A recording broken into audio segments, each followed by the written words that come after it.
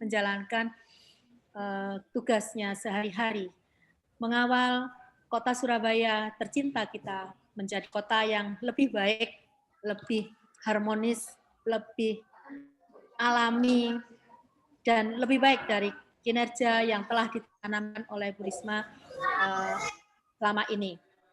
Semoga masukan-masukan, paparan-paparan yang diberikan oleh para narasumber menjadikan kita semua generasi muda milenial ini tanggap akan solusi yang ada, kasus-kasus yang ada di masyarakat Surabaya. Semoga juga masukan dari narasumber dapat menginspirasi mahasiswa kami, mahasiswa Fakultas Hukum Universitas Muhammadiyah menjadi mahasiswa yang memiliki soft skill dalam menghadapi tantangan esok ketika mereka lulus menjadi sarjana hukum yang bijaksana. Mungkin itu yang kami sampaikan, yang dapat kami sampaikan. Dan sekaligus apa yang saya sampaikan ini menjadi pembuka kegiatan webinar ini. Bismillahirrahmanirrahim. Assalamualaikum warahmatullahi wabarakatuh.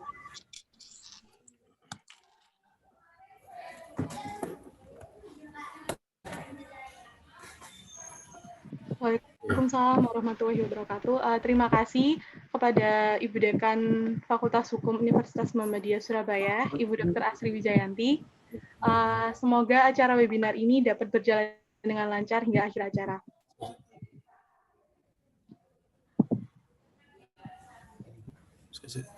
Sebelum memasuki pemaparan materi yang akan disampaikan oleh 3 narasumber pada pagi hari ini, sebelumnya saya akan membacakan tata tertibnya terlebih dahulu. Tata tertib yang pertama, selama seminar berlangsung, peserta wajib mengaktifkan kamera dan mematikan suara atau mute. Yang kedua, untuk sesi tanya-jawab, peserta diperkenankan untuk raise hand terlebih dahulu dengan menggunakan icon raise hand atau bisa menuliskan pertanyaan pada kolom komentar dengan format nama, instansi, dan pertanyaan. Selanjutnya, link sertifikat akan di-share 10 menit sebelum acara, sebelum room Zoom ditutup. Yang keempat, peserta dilarang menyebarkan link sertifikat kepada peserta yang tidak hadir. Yang kelima, peserta wajib menjaga sopan santun dan mematuhi tata tertib yang telah ditetapkan oleh panitia. Yang keenam, peserta boleh meninggalkan meeting room setelah acara selesai. Dan yang terakhir, apabila peserta mengalami kendala, bisa melapor kepada panitia dengan melampirkan bukti foto maupun screenshot kepada yang bersangkutan. Terima kasih. Untuk selanjutnya, pembacaan profil dari 3 narasumber kita pada pagi hari ini.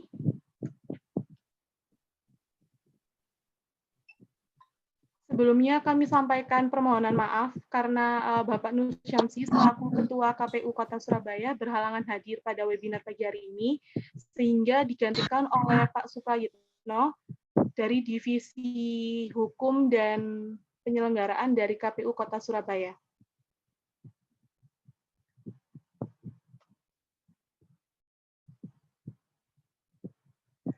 Untuk profil pemateri 1, ada Pak Suprayitno dari Divisi Hukum dan Pengawasan KPU Kota Surabaya.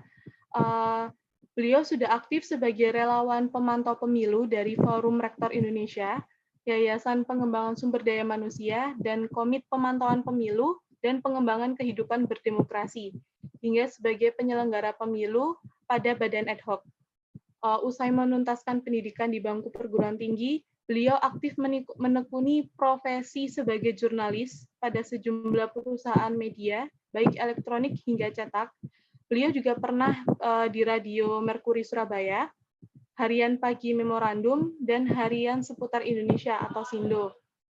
Selama di media, beliau juga aktif mengisi pelatihan dalam kegiatan organisasi mahasiswa, serta aktif sebagai tim konsultan komunikasi. Setelah itu, untuk pemateri kedua, ada Pak Muhammad Agil Akbar sebagai Ketua Bawaslu Kota Surabaya. Dengan riwayat pekerjaan sebelumnya, beliau pernah menjadi panitia pemilihan Kecamatan PPK Kecamatan Wonocolo, dan menjadi staf Panwaslu Kota Surabaya. Dan pemateri kita yang terakhir ada Pak Anang Doni Irawan, selaku akademisi dari Fakultas Hukum Universitas Muhammadiyah Surabaya. Beliau juga banyak karya tulis dari beliau, salah satunya mengenai pendidikan pemilih dalam meningkatkan partisipasi politik masyarakat pada pemilihan umum serentak, dan juga beliau menulis di beberapa harian Pagi Surya atau Surabaya Tribun News. Untuk selanjutnya, setelah saya membacakan profil dari setiap narasumber pada pagi hari ini, langsung saja pemaparan materi yang akan disampaikan oleh Bapak Suprayitno dari Divisi Hukum dan Penyelenggaraan KPU Kota Surabaya. Kepada Bapak Suprayitno, kami persilahkan. Baik, terima kasih moderator. Assalamualaikum warahmatullahi wabarakatuh. Alhamdulillah wa syukurillah, fastabikul khairat. Yang terhormat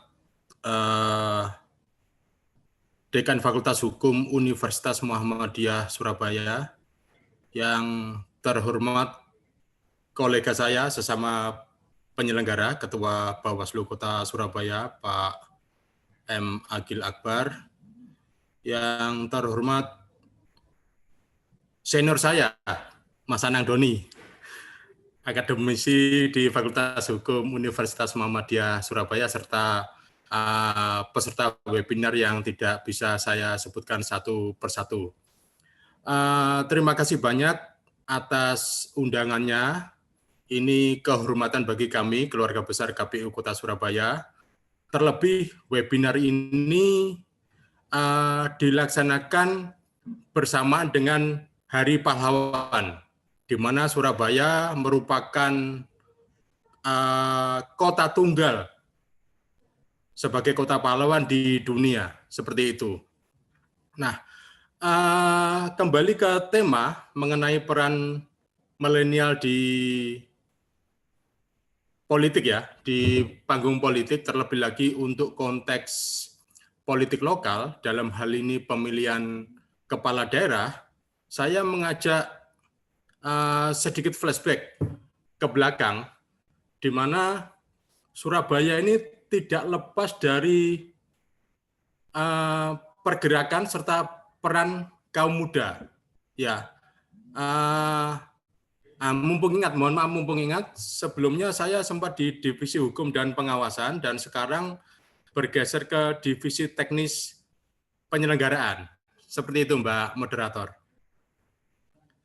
Ya, kembali lagi ke materi. Jadi, sudah saya kirim ya materinya ya ke panitia, ada. Mungkin bisa dibuka dulu. Ya. Jadi saya menggarisbawahi tentang suluh pergerakan dan peran milenial dalam pilkada. Nah, jikalau kita menilik nukilan sejarah di Surabaya, ini bisa disebut sebagai embrio atau cikal bakal pergerakan nasional, di mana ketika itu Soekarno Muda dengan beberapa tokoh muda lainnya itu indekos ya di rumah HOS Cokro Aminoto di Peneleh 5, di mana di situ juga merupakan sekolah kebangsaan. Dari situ jiwa-jiwa kepemimpinan ditanamkan oleh HOS Cokro Aminoto. Seperti kita ketahui bersama, sekarang ini rumah tersebut menjadi salah satu destinasi wisata sejarah. Bahkan sudah menjadi bagian dari cagar budaya di Kota Surabaya. Nah, selain itu, kita juga flashback mengenai peristiwa perobekan bendera di Hotel Yamato. Ketika itu September, merah putih yang berkibar di atas gedung tersebut dirobek, hingga akhirnya memantik emosi warga Kota Surabaya, terutama kaum muda ketika itu, ya, untuk menggelorakan semangat perlawanan. Hingga akhirnya peristiwa perobekan ini memunculkan perang 10 November ketika itu. Hingga akhirnya salah satu jenderal pihak sekutu yaitu Malabi ketika itu meninggal dalam pertempuran yang dimotori oleh arek-arek Surabaya. Nah, untuk konteks kekinian, peran pemuda di politik lokal itu juga tidak bisa dianggap sebelah mata, dipandang sebelah mata. Contoh yang sederhana, menilik pengalaman pemilu 2019 kemarin, ya, kaum muda itu menunjukkan giroh, menunjukkan semangatnya guna menggunakan hak pilih. Jadi saya melihat penggunaan hak pilih ketika itu sudah menjadi bagian dari gaya hidup. Salah satu indikator adalah ketika mereka usai menyalurkan hak pilih di TPS, mereka berfoto ria, berselfie ria, lantas mengupload, mengunggah foto mereka di sosial media masing-masing.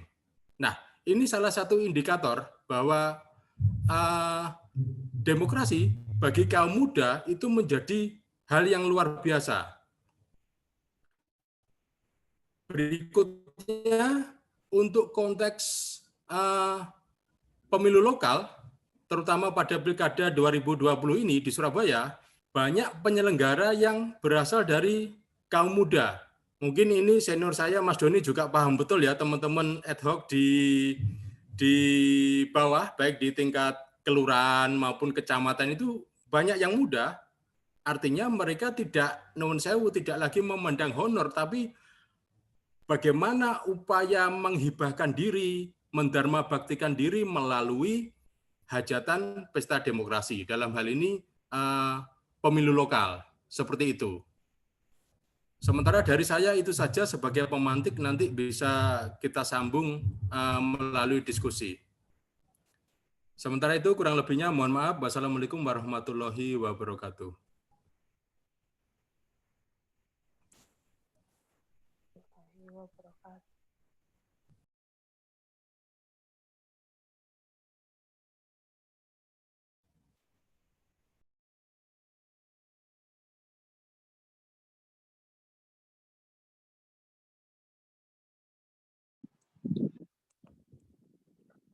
Terima kasih untuk Pak Suprayitno. Mohon maaf sebelumnya ada kesalahan teknis untuk share screen-nya, Pak. Mohon maaf ya, Pak.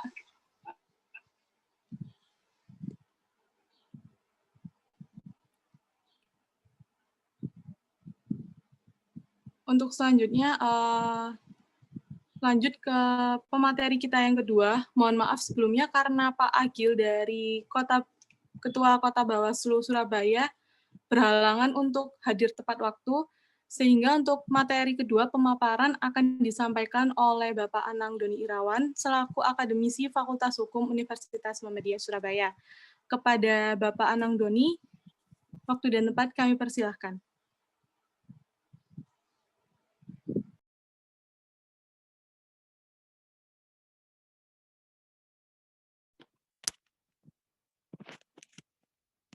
Bismillahirrahmanirrahim. Assalamualaikum warahmatullahi wabarakatuh. Dengar ya suara saya ya? Waalaikumsalam warahmatullahi wabarakatuh. Dengar, Pak? Dengar ya? Jelas atau apa namanya? Apa itu? Mantul enggak? Tidak, Pak. Kedengaran dengan jelas. Oke. Terima kasih. Saya ucapkan salam silaturahim kepada Pak Suprayitno, Pak Nano, atau lebih akrabnya Pak Nano manggilnya. Dan terima kasih Bu Dekan, Bu Asri yang sudah berkenan hadir untuk membuka acara pada pagi hari ini di webinar kepemiluan Badan Eksekutif Mahasiswa Fakultas Hukum Universitas Muhammadiyah Surabaya pada apa namanya? Jadi BEM EBA UM Surabaya ini sudah apa namanya? Sudah mulai bergerak dengan kecepatannya sekarang ya, dengan ditandai yang waktu itu sudah mengadakan kegiatan yang tentang alumni, ya, bersama dengan kegiatan dengan antar semester, lalu sekarang kegiatannya dengan stakeholder yang lain, generasi milenial, bagaimana mengawal pemilihan wali kota dan wakil wali kota Surabaya tahun 2020. Ya. Mungkin ini tidak saya sampaikan secara keseluruhan, nanti kita bisa lakukan diskusi bersama, terutama juga bisa dengan Pak Suprayitno atau Pak Nano. Pak Nano saat ini memang di divisi teknis penyelenggaraan, karena sebelumnya beliau ada di divisi hukum dan pengawasan, jadi beralih tugasnya. Jadi antar divisi beliaunya saat ini. Oke, yang saya sampaikan ini mungkin ya secara umum, ya mungkin bisa nanti kalau semester 5 itu masuk di hukum pemilu, ya. Ini tentang yang saya angkat tentang pemilihan umum di kepala daerah di masa pandemi COVID-19, ya, di mana pelaksanaan pemilu daerah tahun ini itu tidak biasa dilakukan seperti sebelum-sebelumnya, karena saat ini tidak hanya di Indonesia, kita saat ini dalam masa pandemi keseluruhan, ya. Oke, lanjut Mbak. Next. Ya. Ini dasar hukumnya. Dasar hukum dari pelaksanaan pemilu sendiri itu saat ini menggunakan Undang-Undang Nomor 7 Tahun 2017 tentang Pemilihan Umum, di mana undang-undang ini menggabungkan 3 undang-undang sebelumnya, ya, yaitu Undang-Undang Nomor 42 Tahun 2008 tentang Pemilihan Presiden, Undang-Undang Nomor 8 Tahun 2012 tentang Pemilihan DPR, DPD dan DPRD, dan Undang-Undang Nomor 15 Tahun 2011 tentang Penyelenggaraan Pemilu, di mana dalam pemilihan umum tahun 2019 lalu itu dilaksanakan secara serentak dalam 1 hari, ya. Jadi pemilihan presiden dan wakil presiden, pemilihan anggota DPR, pemilihan anggota DPRD dan anggota DPD serta DPRD kabupaten kota. Jadi ada 5 kotak, ya. 5 kotak yang dalam pemilihannya itu baru, ya, baru ada di masyarakat. Kalau sebelumnya cuma ada 3, sekarang 2019 lalu menjadi 5 kotak, ya. Dan itu penghitungan suaranya, penyerahan penghitungan suara itu berlangsung selama 2 hari, ya.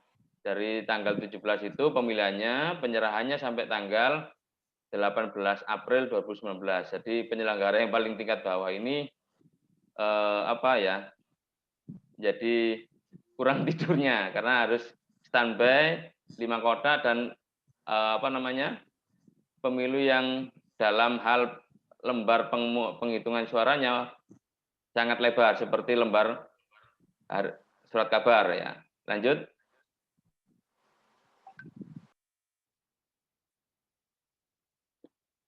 Ya, lembar berikutnya.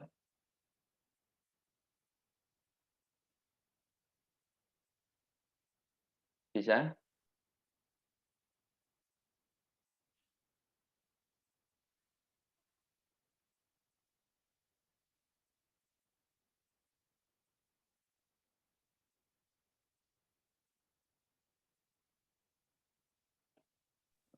Oke, ya. Nah, ini kalau di saat pelaksanaan pemilu daerah, jadi undang-undangnya yang kita gunakan adalah undang-undang tentang pemilihan kepala daerah, tidak lagi menggunakan Undang-Undang Nomor 7 Tahun 2017.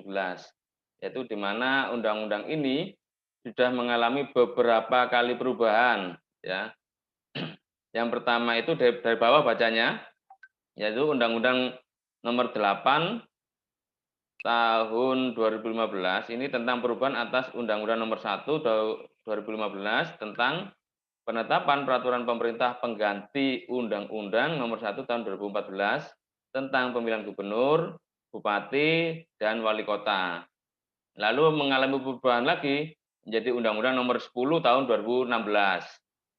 Dan di masa pandemi ini, ya, karena di Undang-Undang Nomor 10 Tahun 2016 ini mensyaratkan pemilihan umum kepala daerah secara serentak itu dilaksanakan di bulan September 2020, maka karena adanya kekosongan hukum, ya, maka pemerintah melalui Presiden Joko Widodo, ya, Pak Jokowi mengeluarkan peraturan pemerintah pengganti Undang-Undang Nomor 2 Tahun 2020, yaitu tentang perubahan ketiga atas Undang-Undang Nomor 1 Tahun 2015, ya, dan seterusnya itu. Dan saat ini Perpu itu sudah disahkan menjadi undang-undang, yaitu Undang-Undang Nomor 6 Tahun 2020. Selain adanya undang-undang itu dalam pelaksanaan pemilihan kepala daerah, itu ada dasar hukum lain dalam pelaksanaannya, yaitu disebut PKPU. Ya, tahu ya, ada yang sudah tahu PKPU? Ada yang sudah tahu PKPU? Singkatan dari apa? Ya, PKPU itu Peraturan Komisi Pemilihan Umum. Ada Perbawaslu, Peraturan Badan Pengawas Pemilu, Peraturan DKPP, Peraturan Mahkamah Konstitusi, maupun Perma, yaitu Peraturan Mahkamah Agung. Next.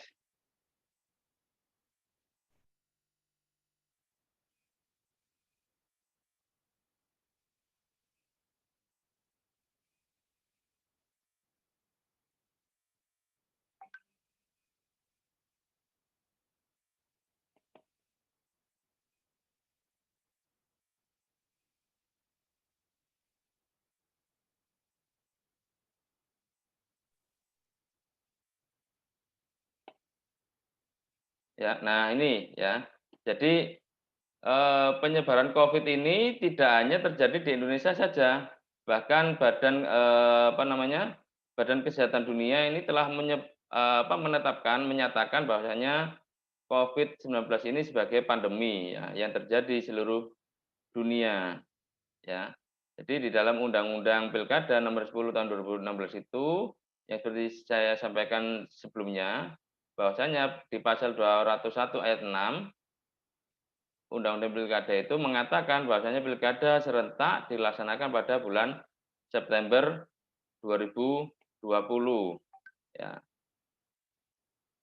Tapi pada kenyataannya pada bulan September 2020 ini pandemi masih berlangsung, ya. Pandemi masih berlangsung yang mengakibatkan tahapan dalam pilkada sempat terhenti di bulan Maret, ya, Maret 2020, dan dilanjutkan lagi di bulan Juni 2020 untuk tahapan yang tertunda. Jadi selanjutnya karena adanya kekosongan hukum atau vakum norm, ya, di dalam kondisi COVID-19 yang tidak tahu kapan akan berakhirnya. Ini kan semua kita tidak tahu kapan berakhirnya pandemi ini. Ya, maka karena melihat adanya kekosongan hukum itu, sementara untuk menetapkan suatu undang-undang yang baru itu memerlukan waktu yang lama, ya, karena harus ada naskah akademiknya dulu, ya. Lalu harus ada pembahasan di tingkat legislasi, ya, masuk di dalam prolegnas dan sebagainya prosesnya itu, sehingga sampai ujungnya itu paripurna untuk penetapan. Nah, kalau memenuhi prosedur tersebut, maka bisa dipastikan pelaksanaan Pilkada 2020 ini akan tertunda, ya, sampai keluarnya aturan atau undang-undang yang mengatur tentang Pilkada tersebut di masa pandemi. Maka pemerintah mengambil inisiatif, dikeluarkanlah peraturan pemerintah pengganti undang-undang yang tidak perlu dalam pengeluarannya Perpu ini tidak perlu melalui persetujuan DPR, karena pemerintah melalui presiden bisa langsung mengeluarkannya, ya. Lanjut, Mbak. Jadi di dalam Perpu Nomor 2 Tahun 2020 ini, maka pilkada itu mundur, ya, yang awalnya ditetapkan itu tanggal 23 September 2020, akhirnya pilkada dilanjutkan lagi atau pilkada serentak lanjutan sebutannya itu pada 9 Desember 2020 atau mundur 2 bulan 16 hari ya melalui Perpu nomor 2 tahun 2020. Mundurnya 2 bulan dari awal September menjadi ke bulan Desember. Ya. Jadi di dalam Perpu itu ya di mana syarat-syarat Presiden dalam mengeluarkan Perpu itu dijamin di dalam pasal 22 ayat 1 Konstitusi kita. Ya. Undang-Undang Dasar Negara Republik Indonesia tahun 1945 ya, yang menyebutkan bahwasanya dalam hal ikhwal kegentingan yang memaksa, Presiden menetapkan peraturan pemerintah pengganti undang-undang. Ya, selain itu juga Perpu juga diatur di dalam Undang-Undang Nomor 12 Tahun 2011 tentang pembentukan peraturan perundang-undangan, yaitu di dalam pasal 1 angka 4 di mana peraturan pemerintah pengganti undang-undang adalah peraturan perundang-undangan yang ditetapkan oleh Presiden dalam hal ikhwan kegentingan yang memaksa. Ya, di dalam Perpu juga pernah diatur dalam putusan MK, yaitu putusan MK nomor 138 ya PUU 8 Romawi garing 2009 yang menyatakan bahwasanya ada 3 hal atau 3 syarat yang menjadi parameter adanya kegentingan yang memaksa bagi Presiden untuk menetapkan peraturan pemerintah pengganti undang-undang. Yang pertama yaitu adanya keadaan ya, yaitu kebutuhan mendesak untuk menyelesaikan masalah hukum secara cepat berdasarkan undang-undang. Yang kedua, undang-undang yang dibutuhkan tersebut belum ada sehingga terjadi kekosongan hukum atau ada undang-undang tetapi tidak memadai. Nah, ini tadi ya, Undang-Undang 10 2016 mensyaratkan pilkadanya September, sedangkan kondisi pelaksanaan bulan September itu tidak memungkinkan, maka diterbitkanlah Perpu nomor 2 tahun 2020 yang mensyaratkan pilkada dilaksanakan di bulan Desember 2020. Dan yang ketiga, kekosongan tersebut tidak dapat dibatasi dengan cara membuat undang-undang secara prosedur biasa karena akan memerlukan waktu yang cukup lama, sedangkan keadaan yang mendesak tersebut perlu kepastian untuk diselesaikan. Ya, kita ambil contoh saja, RUU Omnibus Law itu pembahasannya sudah berapa tahun ya, termasuk RUU PKS ya. RUU PKS itu aja sudah berapa tahun pembahasan, 3 tahun lebih, namun ditarik dari prolegnas. Ya, muncul lagi RUU BPIP yang sekarang berubah menjadi namanya RUU HIP. Ya, itu masih pembahasan saat ini. Lah kalau misalnya dalam hal dalam penetapan pilkada ini tidak ada peraturan sebagai payung hukumnya, maka bisa jadi akan tertunda beberapa tahun nantinya, ya, hingga terbit undang-undang yang mengatur tentang pilkada lanjutan. Kalau menunggu proses membuat undang-undang secara prosedural biasa. Nah, sedangkan Perpu 2 tahun 2020 ya, yang walaupun sekarang sudah menjadi Undang-Undang Nomor 6 tahun 2020 itu menyebutkan di dalam perubahan pasal 120 ada penambahan juga di pasal 122A dan pasal 201A. Ya, nanti bisa dilihat ya di Undang-Undang 6 tahun 2020 itu di bagian lampiran. Nah, lampirannya itu adalah Perpu 2 tahun 2020. Bisa nanti dibaca. Ya, di mana perubahan pada pasal 120 bunyinya menjadi bisa dibuka di slide nomor 10. Mbak, siapa ini yang operatornya ini? Langsung ke slide nomor 10, Mbak.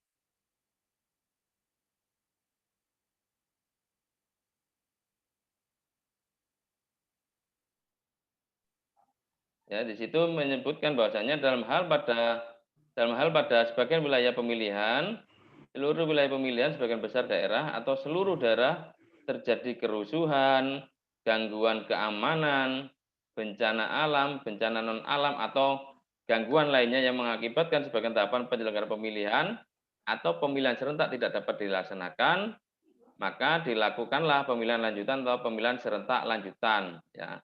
Nah, pandemi COVID-19 ini telah ditetapkan oleh pemerintah ya melalui Kepres nomor 11 2020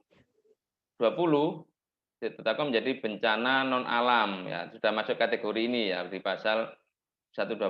Jadi bencana non alam yang sampai saat ini Kepres itu masih berlaku ya. Di dalam ayat 2-nya, lanjut Mbak, halaman 11.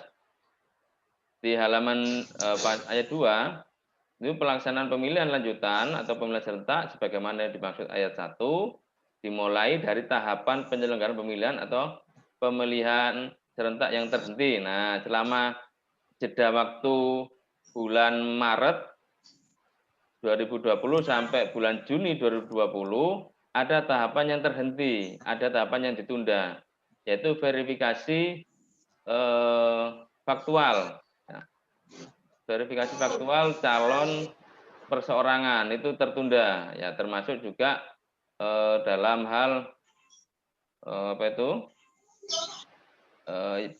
PPS yang baru dilantik lalu langsung diberhentikan untuk sementara karena penundaan itu ya. Sedangkan juga ada penambahan pasal baru ya di dalam Undang-Undang 10/2006 melalui Perpu, yaitu pasal 122A yang menyatakan pemilihan serentak lanjutan sebagaimana dimaksud dalam pasal 120 dilaksanakan setelah penetapan penundaan tahapan pemilihan serentak dengan keputusan KPU diterbitkan ya.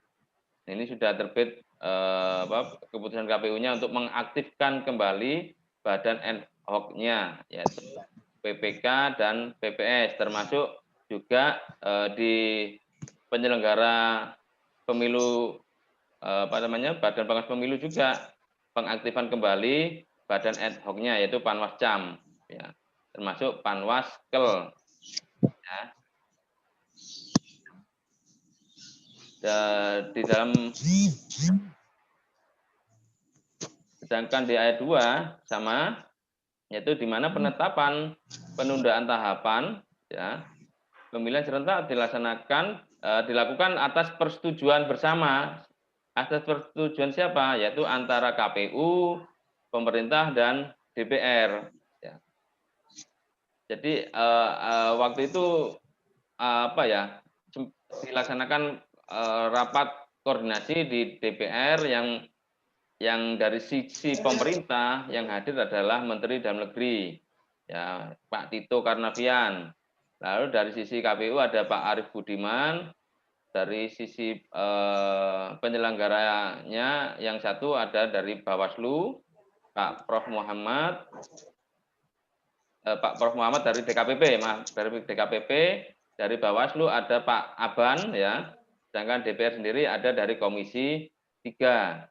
Ya, di mana Pak di ayat 3 menyebutkan bahwasanya ketentuan lebih lanjut mengenai tata cara dan waktu pelaksanaan pemilihan serentak diatur di dalam PKPU. Ya, jadi PKPU ini produk hukum juga.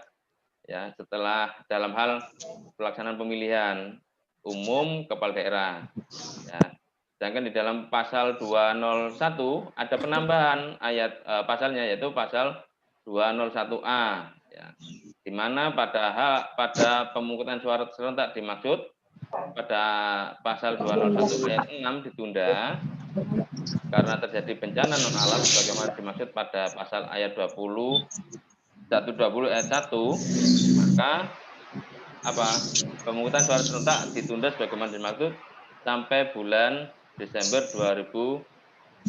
Nah, ini di Perpu ini menunjukkan pilkada ini sampai bulan Desember 2020 ya. Jadi dengan terbitnya Perpu Pilkada tersebut setidaknya ada dua hal penting yang diatur di dalam Perpu. Ya, yang pertama tentang pemungutan suara serentak pada bulan September 2020 tidak dapat dilaksanakan sesuai dengan jadwal dikarenakan ada bencana nasional pandemi COVID-19. Yang kedua, pemungutan suara serentak ditunda dan akan dilaksanakan pada bulan Desember 2020. Namun, ya, apabila pandemi COVID-19 belum berakhir, maka pelaksanaannya akan ditunda dan dijadwalkan ulang. Ya. Ini ada materi tentang kampanye terselubung, ya. Ada kampanye terselubung ini bisa melalui bansos, ya. Bahkan sudah viral di media-media, tentu sudah menyimak semua, ya, yang aktif bermedsos, ya. Ada calon-calon kepala daerah yang mendompleng, ya, dalam tanda kutip mendompleng bansos yang diprogramkan oleh pemerintah dengan menempelkan foto, ya, fotonya, namanya, nomornya, ya. Ini kampanye-kampanye terselubung di balik bansos, ya. Dan ini sudah menjadi ranahnya teman-teman pengawasan di Bawaslu, ya. Ini, ya, jadi paling tidak ada 4 unsur di dalam pasal 71.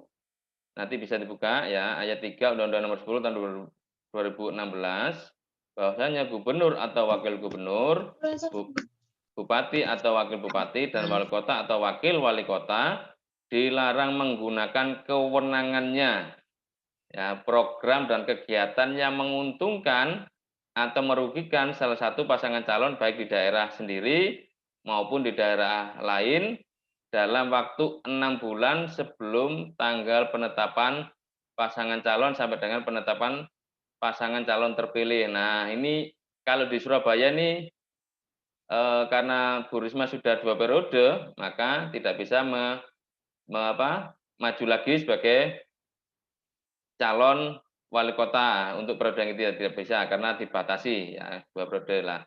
Saat ini di Surabaya sendiri ada 2 pasangan calon, ya. Ada 2 pasangan calon wali kota dan wakil wali kota, ya, yaitu yang pertama Bapak Eri Cahyadi dengan Bapak Armuji. Pasangan calon yang kedua ada Pak Mahfud Arvin dan Pak Mujiaman, ya. Jadi ada 2 calon yang akan menjadi maju dalam Pilwali Surabaya. Nanti ada 2 calon itu, ya. Nah, di mana dalam hal memenuhi pasal 71 ayat 3 ini di Undang-Undang Nomor 10 tahun 2016 terdapat 4 unsur dalam aturan tersebut, yaitu subjeknya di halaman 14, Mbak, 16, ya. Ada subjeknya, yaitu subjek itu sendiri ada kepala daerah. Nah, ya. Kepala daerah ini dilarang menggunakan kewenangannya, programnya maupun kegiatannya yang menguntungkan ataupun merugikan salah satu paslon, salah satu pasangan calon, ya, yang saat ini sedang bertarung, ya, sedang maju dalam arena pertarungan demokrasi, ya, atau pesta demokrasi pemilihan kepala daerah atau pemilihan wali kota. Kalau kita Surabaya Pilwali, nah, lebih familiarnya penyebutan, ya. Yang kedua, menggunakan program-program pemerintah. Yang ketiga, dilakukan dalam waktu 6 bulan sebelum penetapan pasangan calon, ya.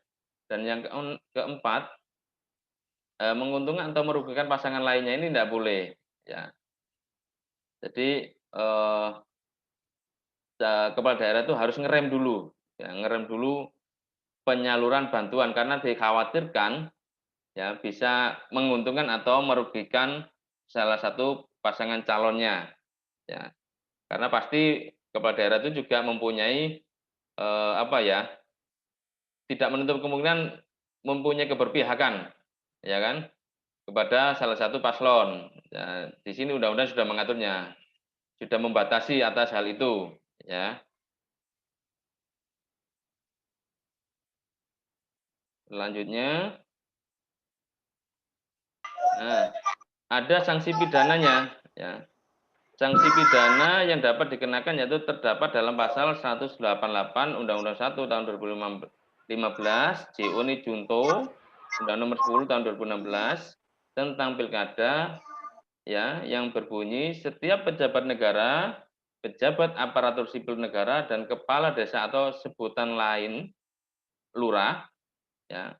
Ada kalau di kabupaten namanya kepala desa penyebutannya yang paling bawah. Kalau di pemerintah kota namanya lurah ya. Bedanya di situ. Yang dengan sengaja melanggar ketentuan sebagaimana dimaksud dalam pasal 71 ya, itu bisa dipidana penjara minimal 1 bulan atau maksimal 6 bulan dan atau ini pilihan ya dan atau denda paling sedikit 600.000 paling banyak 6 juta rupiah ya. Ini sanksi pidananya.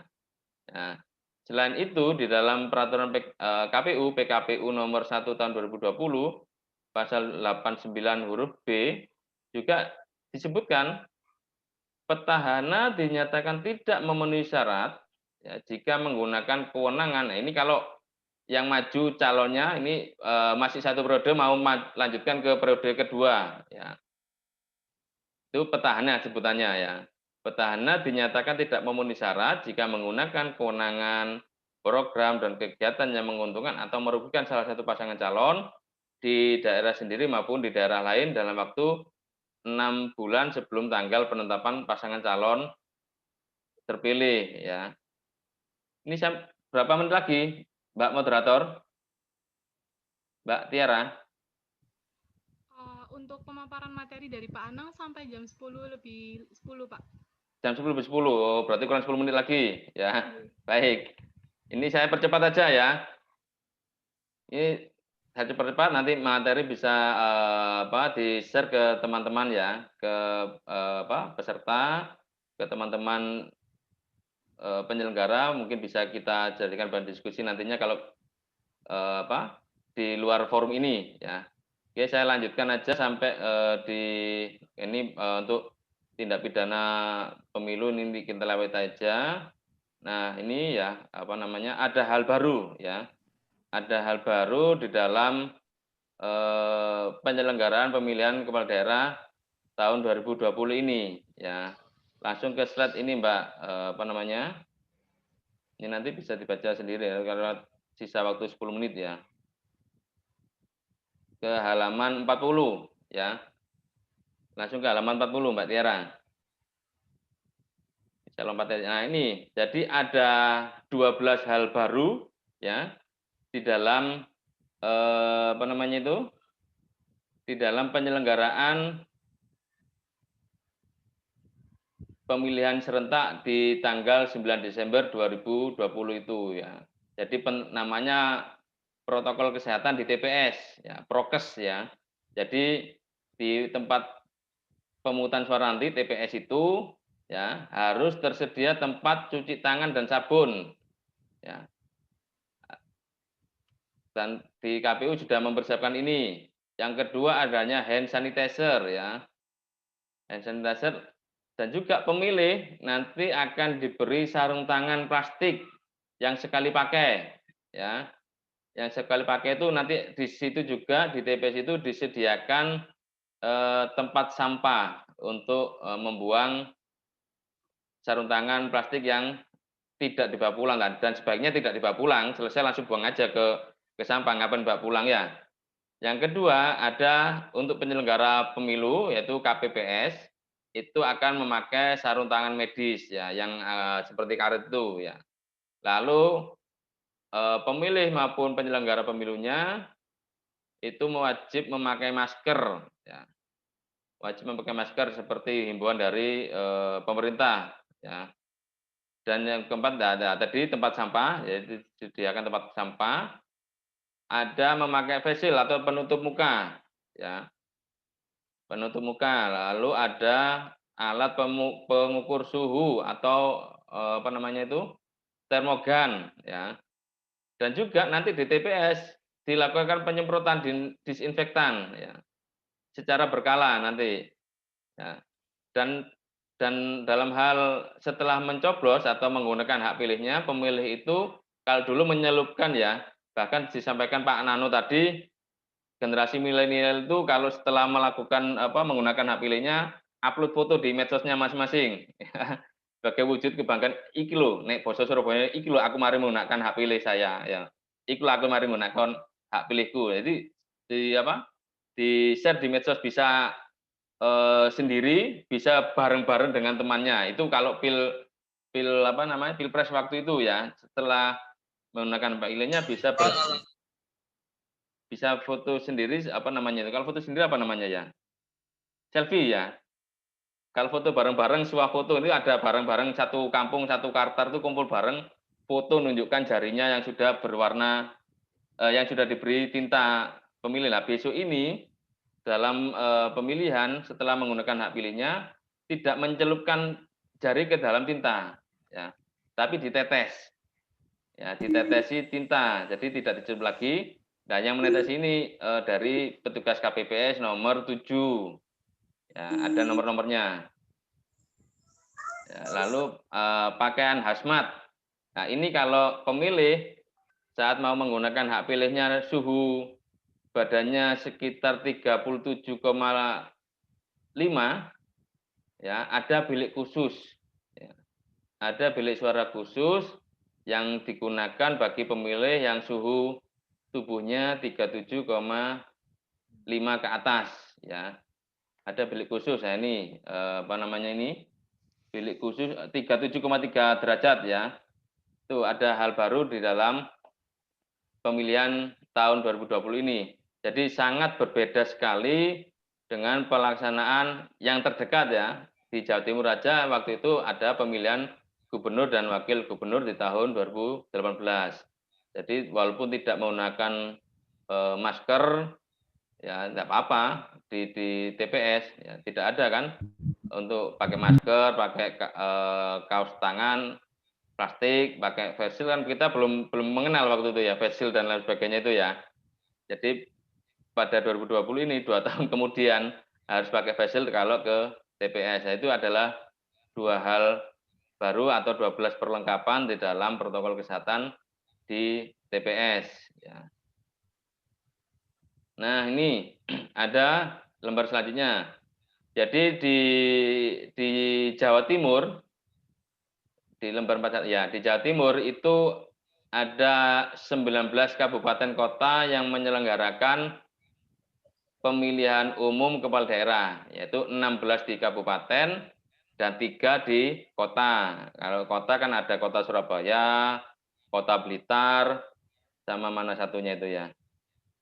Nah, itu ada AMJ itu ya. Kelihatan enggak AMJ di situ? Kelihatan. AMJ itu akhir masa jabatan. Ya, rata-rata kepala daerah yang saat ini menjabat itu masa jabatannya berakhir di bulan Februari 2021 rata-rata, ya. Mulai dari Gresik itu tanggal berapa itu? Yang ada yang dari Gresik, ya. Yang dari Gresik itu ada yang tanggal 17 Februari. Ya, Lamongan, nah ini ada Lamongan tanggal 11 Februari. Nanti rata-rata di bulan Februari ada. Nah, ini yang Tuban itu di bulan Juni, ya. Jadi karena disyaratkan undang-undang pelaksanaan pilkada serentaknya di tahun 2020, nah, nanti di 2024 pun juga ada rezim pilkada juga nantinya, ya. Tuh.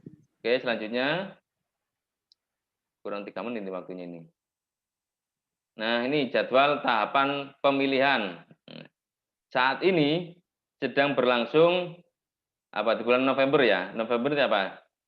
Pengumuman DPT oleh PPS. PPS itu panitia pemungutan suara. Nah, DPT ini ya bisa dilihat minimal di balai kelurahan masing-masing kalau Surabaya ya. Nah, kalau di selain Surabaya yang masuk 19 kabupaten kota yang melaksanakan pemilu, selain Surabaya bisa dilihat di balai desa atau tempat-tempat yang bisa mudah untuk menjangkau informasi itu DPT. Silakan dicek di DPT itu nama-nama kalian nama-nama pemilih itu sudah tercover atau sudah masuk enggak ke daftar itu, ya. Itu pengumumannya sampai 6 Desember nanti. Jadi nanti misalnya nama saya belum masuk, bisa sampaikan saja ke PPS. Lapor ke PPS atau ke sekretariat PPS, itu sekretariat PPS itu menyatu dengan pegawai atau ASN yang ada di kelurahan, ya, sekretariat PPS. Itu bisa menyampaikan dengan menunjukkan apa? Fotokopi KK maupun KTP. Bahwasanya nama saya belum masuk di dalam daftar pemilih. Atau bisa juga bagi generasi milenial ini, waduh rotok ribet ini ya. Generasi milenial ini ngecek lewat HP pintarnya, ya, dibuka aja di websitenya Lindungi Hak Pilihmu. Nah, itu bisa dicek di situ, ya. Kalau di situ tidak ada, maka bisa menghubungi atau mendatangi PPS-nya di kelurahan, ya. Lalu di bulan November ini juga ada proses apa namanya itu? Pembentukan KPPS, ya. KPPS itu adalah kelompok penyelenggara pemungutan suara yang nantinya bertugas di TPS. Itu ada 7 orang, ya. Mulai tugasnya tanggal 24 November sampai 23 Desember, ya, 2020. Tugasnya 1 bulan. Ya, pelaksanaannya tugasnya tanggal 9 Desember, ya. Itulah nanti apakah dari peserta ini sudah ada yang bergabung di dalam KPPS, nah, nanti ya bisa harus terlibat, katanya mengawal, ya. Mengawal kan tidak hanya di sampingnya aja, kan bisa terlibat di dalamnya. Bagaimana proses pemilihan wali kota itu mulai dari persiapan, pelaksanaan hingga penghitungan nantinya di akhir itu, ya. Itu nanti di bulan Desember itu proses penghitungan dan rekapitulasi suara. Ya, itu sampai bila nanti tidak ada sengketa, ya bisa langsung ditetapkan. Kalau ada sengketa maka akan mengajukan kepada Mahkamah Konstitusi, ya. Jadi itu yang bisa saya sampaikan, kurang dan lebihnya bisa kita diskusi bersama nanti, ya. Dan saya akhiri, nun wal kolami wa mayasturun. Wassalamualaikum warahmatullahi wabarakatuh. Saya kembalikan ke moderator. Waalaikumsalam warahmatullahi wabarakatuh.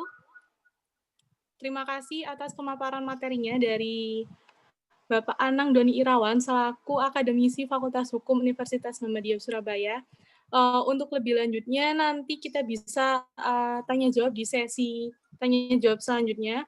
Untuk materi yang ketiga akan disampaikan oleh Bapak Muhammad Agil Akbar selaku Ketua Bawaslu Kota Surabaya. Kepada Bapak Agil, waktu dan tempat kami persilahkan. Baik, Assalamualaikum warahmatullahi wabarakatuh. Yang saya hormati Ketua atau anggota KPU Surabaya yang menghadiri agenda webinar. Lalu yang saya hormati Pak Anang dari Akademisi Hukum Universitas Muhammadiyah Surabaya. Lalu Pak di sini. Undangannya. Jadi tadi sudah dijelaskan cukup banyak dan detail oleh pemateri sebelumnya terkait jadwal program dan tahapan. Saya hanya akan mereview sedikit saja agar tidak terlalu berat karena tadi banyak betul sampai pembahasan pada pasal per pasal. Cuman menurut kami kalau itu memang kebutuhannya generasi muda saat ini ya sangat dibutuhkan. Mohon izin saya memperkenalkan diri, bisa next Mbak slide-nya. Nama saya Muhammad Agil Akbar, saya lahir di Surabaya, 6 Agustus 1987. Saya S1 di Geografi UNESA, lalu pasca di ADM Publik di Brawijaya.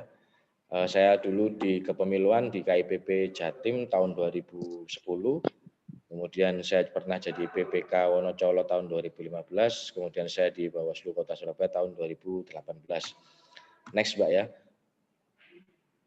Halo, next ya. Oke, landasan hukumnya sama, jadi kita menggunakan landasan hukum Undang-Undang 1 2015 yang telah diubah beberapa kali, 3 kali menjadi Undang-Undang 6 tahun 2020, lalu Undang-Undang 7 tentang pemilihan umum, karena kalau di Undang-Undang 1 nomenklatur daripada Bawaslu ini kan masih Panwas Kabupaten Kota. Meskipun ada keputusan MK, arahan daripada Bawaslu RI ke provinsi dan ke kabupaten kota tetap untuk melakukan atau memasukkan legal standing Undang-Undang 7 tahun 2017 seperti itu. Next, Mbak. Tugas Bawaslu sebenarnya sudah ada ini di undang-undang. Artinya saya hanya akan menyampaikan saja secara singkat. Tentu yang secara prinsip ada beberapa hal. Pertama, Bawaslu punya kewajiban untuk menyusun standar tata laksana pengawasan, kemudian melakukan pencegahan, penindakan pelanggaran dan sengketa proses pemilu, lalu mengawasi semua persiapan penyelenggaraan, kemudian mengawasi mengawasi pelaksanaan tahapan penyelenggaraan. Jadi tahapan penyelenggaraan ini banyak, mulai dari pemutakhiran sampai penetapan hasil. Kemudian lanjut, next, Mbak. Mencegah terjadinya politik uang, mengawasi netralitas aparatur sipil negara, TNI, Polri, dan kemudian Kepolisian Republik Indonesia. Yang ke-7, mengawasi pelaksanaan ataupun putusan, mulai dari putusan DKPP, putusan pengadilan, putusan Bawaslu RI, Bawaslu Provinsi, keputusan KPU, dan keputusan pejabat yang berwenang terhadap atas pelanggaran seperti netralitas ASN, netralitas anggota TNI dan Polri. Lalu kemudian berikutnya menyampaikan dugaan pelanggaran kode etik kepada DKPP. Yang ke-9 menyampaikan dugaan tindak pidana lewat Gakumdu. Yang ke-10 mengelola, memelihara dan merawat arsip. Yang ke-11 mengevaluasi pengawasan pemilu. Yang ke-12 mengawasi pelaksanaan ataupun peraturan KPU. Geser ke wewenang Bawaslu, Mbak. Wewenang Bawaslu tentu menerima dan menindaklanjuti laporan. Jadi Bawaslu itu tidak boleh menolak laporan. Kadang kita sudah paham, masyarakat ketika mau mengadukan sesuatu, sebenarnya kita sudah paham, wah ini tidak masuk unsur, tidak ada keterpenuhan syarat formil dan material. Tapi karena Bawaslu ini tidak menerima, karena wajib menerima, oleh karena itu tetap kita terima. Sehingga kesannya Bawaslu kok hanya menerima laporan yang sudah jelas putusannya, karena memang kita tidak boleh menolak laporan. Kemudian yang kedua adalah memeriksa, mengkaji, memutus pelanggaran administrasi, kemudian memeriksa dan mengkaji, memutus pelanggaran politik uang. Ya, lalu kemudian untuk kita punya kewenangan terhadap memediasi ataupun mengadjudikasi dalam putusan ataupun penyelesaian sengketa proses. Yang kelima, merekomendasikan kepada instansi yang bersangkutan terkait pengawasan aparatur sipil negara, TNI, dan Polri. Yang keenam, bisa melakukan pengambil alihan tugas, misalkan kalau kami Bawaslu Kabupaten Kota, kita handle Panwas Kecamatan apabila yang bersangkutan ini ada semacam sanksi ataupun akibat lain daripada ketentuan perundang-undangan. Lalu kita punya kewenangan meminta keterangan, baik untuk pencegahan maupun penindakan pelanggaran. Lalu kemudian kita boleh untuk melakukan koreksi ataupun putusan rekomendasi dari Panwaslu Kecamatan kalau kami Bawaslu Kabupaten Kota. Kemudian kalau kami Bawaslu Kabupaten Kota kita membentuk Panwascam. Lalu kita juga melakukan pembinaan dan pemberhentian daripada anggota Panwaslu Kecamatan. Yang ke-12 wewenang lain sesuai ketentuan perundang-undangan. Lalu geser kewajiban Bawaslu, Mbak. Oke, kewajiban Bawaslu tentu yang pertama adalah bersikap adil dalam menjalankan tugas dan wewenang. Ini salah satu semangat ataupun core value daripada demokrasi yang sudah juga diatur di ketentuan perundang-undangan pemilihan kepala daerah kalau saat ini di Pilkada Surabaya. Lalu kita juga memiliki kewajiban untuk melakukan pembinaan dan pengawasan terhadap pelaksanaan tugas pengawas pemilihan di setiap tingkatan. kemudian menyampaikan laporan hasil pengawasan kepada Presiden secara berjenjang. Jadi kalau kami ke provinsi ke RI, mengawasi pemutakhiran dan pemeliharaan data pemilih. Kemudian yang kelima, melaksanakan kewajiban lain sesuai dengan ketentuan perundang-undangan. Next, Mbak. Oke, geser ke pencegahan. Jadi, next slide, Mbak. Oke, sip. Kita memiliki tiga jenis ataupun metode pada aspek pencegahan pelanggaran pemilihan kepala daerah. Yang pertama, kita ada kebutuhan ataupun kewajiban melakukan sosialisasi kepada masyarakat, stakeholder, dan peserta pemilihan. Kemudian yang kedua adalah kita memiliki kegiatan untuk melakukan pengawasan partisipatif melalui media, melalui pemantau, ormas, LSM, dan juga pemuda. Lalu kita kemudian berkewajiban untuk menyampaikan himbauan baik kepada KPU dan peserta pemilihan. Seperti itu. Lanjut, Mbak. Pengawasan pemilihan. Saya singkat-singkat aja karena jadwalnya kok sangat mepet tadi. Jadi secara umum metode pengawasan itu cuma ada dua, Bapak, Ibu, Mbak, dan Mas sekalian.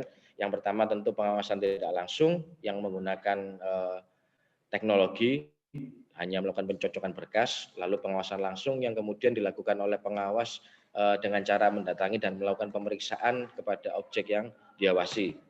Next, Mbak, penindakan pelanggaran pemilihan. Jadi sumber informasi pelanggaran itu kepada pengawas pemilu ada dua, dari internal pengawas pemilu sendiri, kemudian ada laporan dari masyarakat ataupun pihak lain. Lalu jenis pelanggaran pada pemilihan itu dibagi menjadi 4. Yang pertama adalah pelanggaran administrasi, pelanggaran pidana, pelanggaran kode etik, dan pelanggaran hukum lainnya. Saya bahas singkat pelanggaran administrasi. Next, Mbak. Jadi, next. Oke. Penjelasan pelanggaran administrasi adalah pelanggaran ataupun ketidaksesuaian tata cara, prosedur, dan mekanisme penyelenggaraan pemilihan. Jadi jika dugaan pelanggaran itu dilakukan oleh penyelenggaraan pemilihan, misalkan KPU, PPK, PPS, maka saran perbaikan itu merupakan upaya pencegahan terakhir agar tidak terjadi pelanggaran seperti ketentuan di Peraturan Bawaslu 21 tahun 2018. Tapi jika tidak ditindaklanjuti dalam kurun waktu yang sudah ditetapkan 3 hari, maka hal tersebut akan menjadi pelanggaran. Masa penanganan pelanggaran adalah 3+2 dengan penjelasan teknisnya. Penjelasan teknisnya mulai dari kajian dugaan, penggalian informasi, klarifikasi para pihak, dan sampai pada pemutusan status ataupun putusan. Jadi kalau dugaan pelanggaran dilakukan peserta pemilihan, Bawaslu menyampaikan kepada KPU untuk entah itu memberikan teguran tertulis, entah itu diskualifikasi untuk diteruskan kepada peserta pemilihan, tentu dengan metode yang sama, seperti itu. Next ya, Mbak. Pidana pemilihan. Jadi pada penanganan pelanggaran pidana, Bawaslu bersama kepolisian, kejaksaan dalam satu lembaga sentra Gakumdu memproses dugaan pidana pemilihan selambat-lambatnya 1 kali 24 jam sejak diketahui menjadi temuan ataupun laporan.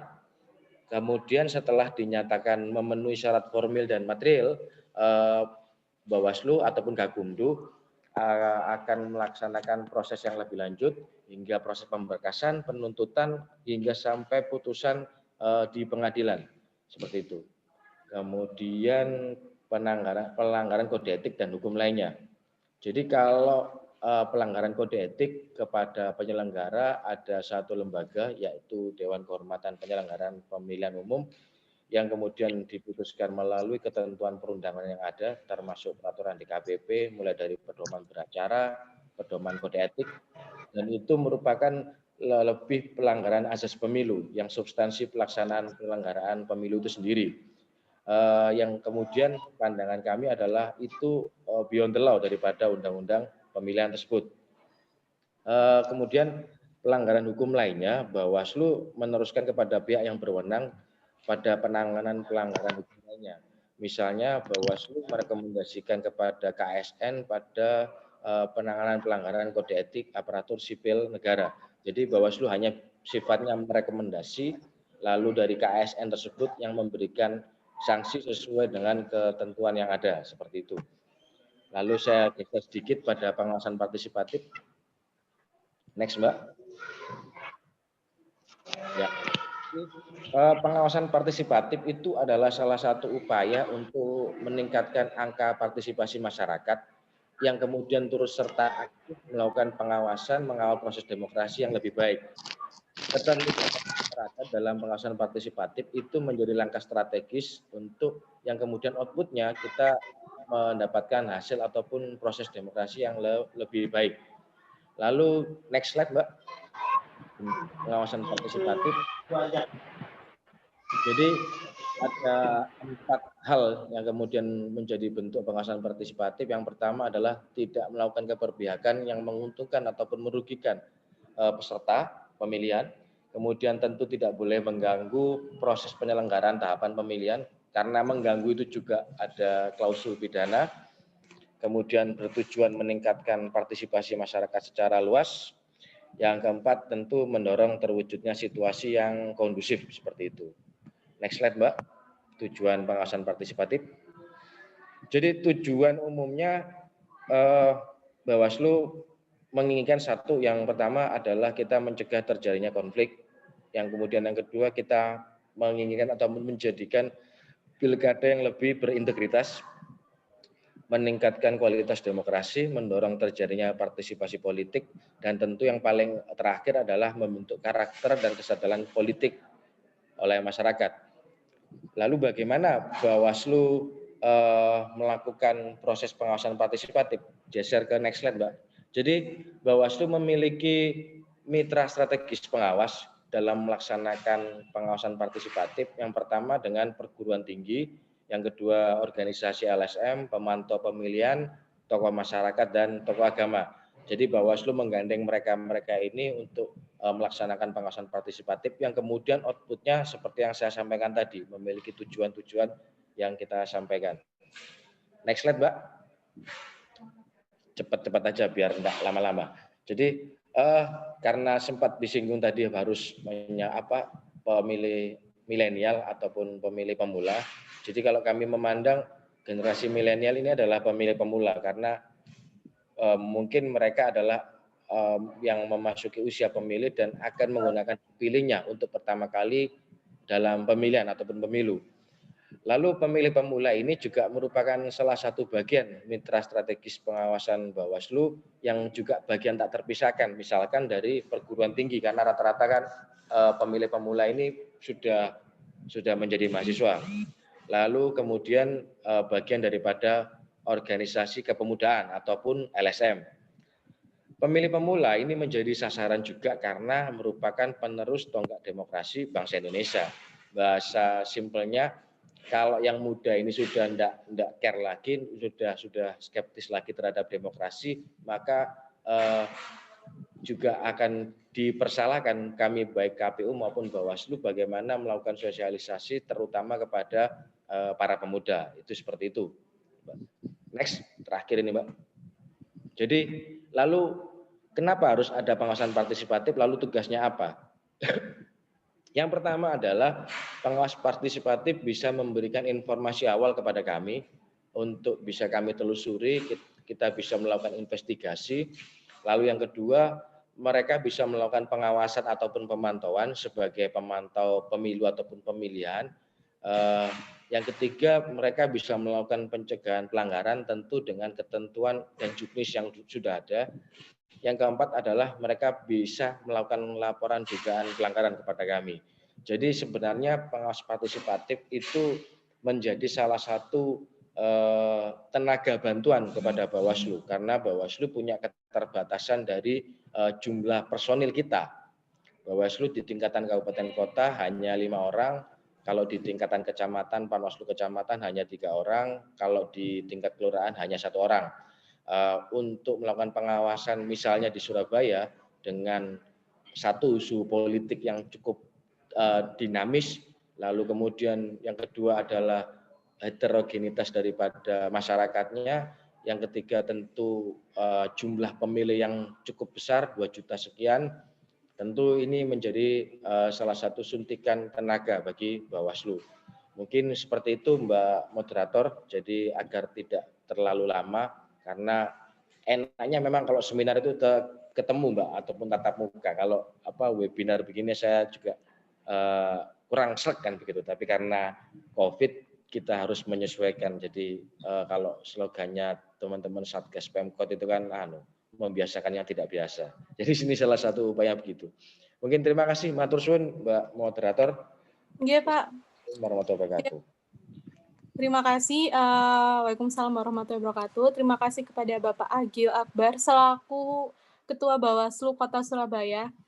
Dari pemaparan 3 materi tadi, dari Pak Suprayitno selaku Divisi KPU, Pak Anang Doni Irawan selaku akademisi, dan Pak Agil selaku Ketua Bawaslu, di sini bisa sedikit disimpulkan ya, bahwa peran pemuda itu lumayan banyak dalam pengawalan pemilu ini, termasuk memberikan edukasi tentang pelaksanaan pilkada, dan menjadi peran juga itu bergabung seperti menjadi PKPU dan pemantau, itu juga sebagai salah satu peran pemuda dalam mengawal pemilu. Nah, untuk selanjutnya, kita buka sesi diskusi atau tanya jawab kepada peserta webinar pada pagi hari ini yang ingin mengajukan pertanyaan. Seperti tata tertib di awal tadi, bisa menggunakan tombol raise hand atau menuliskan pertanyaannya di kolom room chat yang tersedia.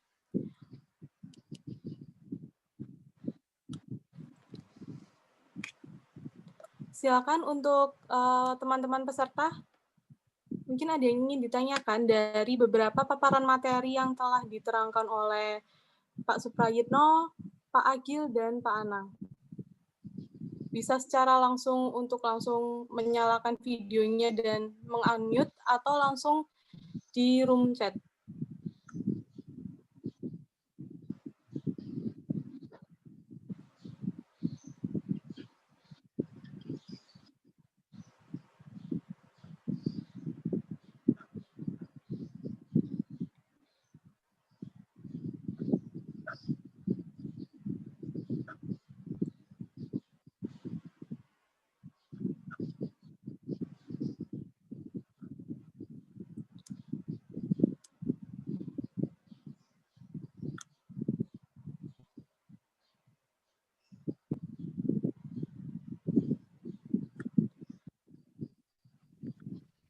Oke, ini ada pertanyaan di room chat dari Alvin. Pertanyaannya adalah, apa yang bisa dilakukan generasi milenial untuk ikut mengawasi pilkada? Pertanyaan diajukan kepada Bapak Agil selaku Ketua Bawaslu Kota Surabaya.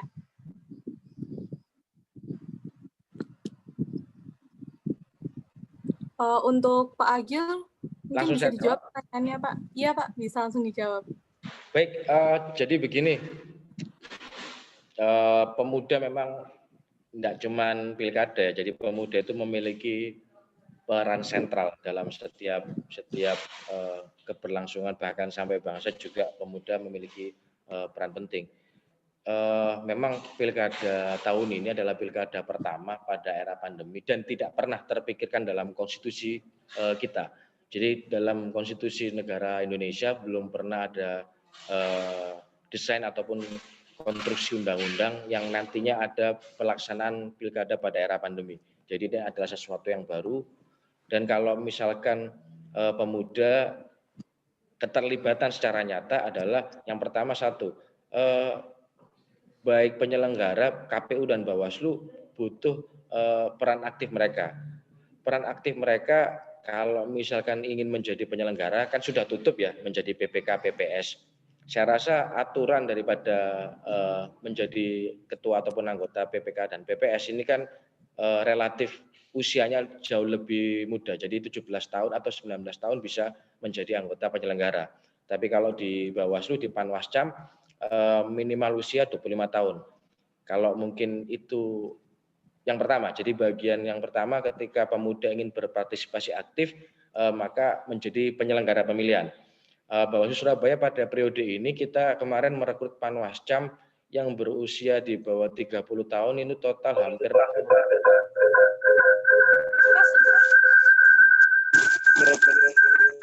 lanjut ya. Ya, lanjut Pak. Ya, jadi kemarin Bawaslu Surabaya itu waktu melakukan rekrutmen badan ad hoc Panwascam, kami memilih sekitar 66% dari 93 orang Panwascam, rata-rata di bawah 30, karena memang kita butuh penyelenggara pemilihan yang lebih muda dan lebih fresh, seperti itu. Itu kontribusi nyata. Tapi saat ini kan sudah ditutup pendaftarannya. Kemarin sebenarnya teman-teman bisa mendaftar sebagai PTPS, itu pun tentu batasannya di Bawaslu usianya 25 tahun. Lalu bagaimana kalau sudah terlanjur tutup dan tidak bisa mendaftar? Pemuda bisa ataupun yang lebih muda bisa melakukan kegiatan relawan kepada KPU. Jadi KPU punya porsi khusus melakukan sosialisasi kepada masyarakat dan kemudian itu akan diberikan ruang tersendiri. Ini adalah kegiatan sosialisasi yang bisa dilaksanakan oleh para pemuda. Sepemahaman kami, KPU Surabaya pun juga sudah banyak menggandeng organisasi, baik organisasi mahasiswa, organisasi kampus untuk melaksanakan kegiatan sosialisasi. Itu yang kedua. Lalu yang ketiga, teman-teman bisa lebih aktif menjadi pemantau pemilu. Kalau tidak salah di KPU, karena kini kita melaksanakan pilkada, pendaftaran pemantau pemilu itu diterima atau dilegalkan di KPU. Kalau tidak salah ada 5 pemantau yang sudah terdaftar. Teman-teman bisa ikut melakukan pemantauan pelaksanaan penyelenggaraan pemilihan kepala daerah. Saya pun dulu ketika tahun 2010 menjadi salah satu bagian daripada pemantau. Saat itu saya masih berusia 23 tahun kalau tidak salah. Artinya masih belum cukup umur menjadi Panwas Kecamatan, karena Panwas Kecamatan usianya minimal 25. Kita kemudian aktifnya di pemantau pemilu, dan itu kebetulan juga yang kami pantau pelaksanaan pemilihan kepala daerah. Kemudian yang paling krusial adalah pemuda dapat menciptakan tren tersendiri kepada rekan-rekannya. Selain kebutuhan daripada suksesi kepemimpinan, ternyata kalau pemuda itu jauh lebih kritis, Bapak Ibu, saya kebiasaan Bapak Ibu karena sama masyarakat ini. Pemuda satu masih memiliki jiwa yang idealis, kemudian mereka masih sangat berani bilang ini salah, ini benar. Pemuda itu seperti itu, karena kadang enggak mikir resiko, yang penting bilang dulu deh, nanti benar dan salah kan bisa dibetulkan. Lalu kemudian keterbukaan, sikap pemuda yang kritis itu menjadi salah satu formulasi yang paling efektif untuk menangkal satu yang namanya politik uang. Lalu yang kedua adalah abuse of power, yang ketiga ataupun penyalahgunaan kewenangan. Yang ketiga isu sara, hoax, dan black campaign dan sebagainya.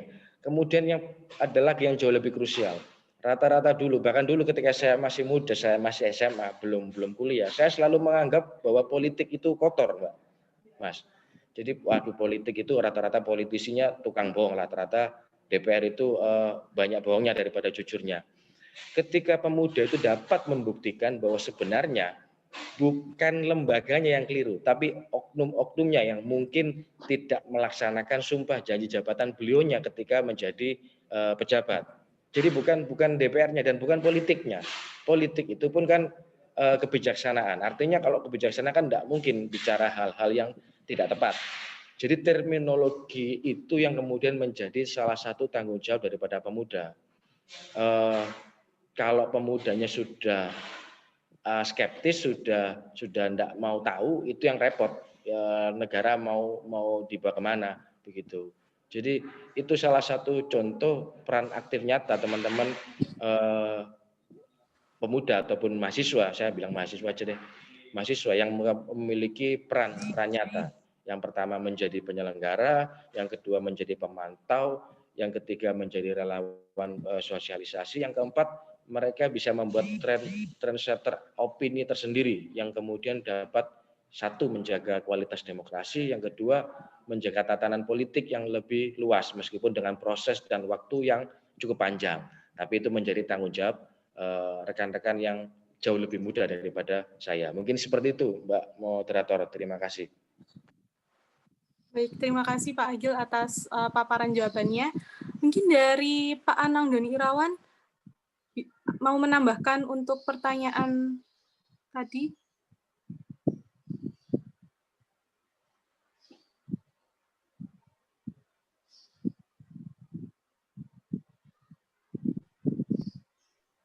Masih saya unmute. Ya. Oke ya. Sependapat dengan apa yang sudah disampaikan Pak Agil tadi, memang keterlibatan anak-anak muda ini saat ini ya, saya melihat di PPK PPS bahwa bahkan di PTPS pun ya, kalau di PTPS itu batasan usianya minimal 25 tahun ya, itu PTPS itu pengawas ya. Pengawas di TPS.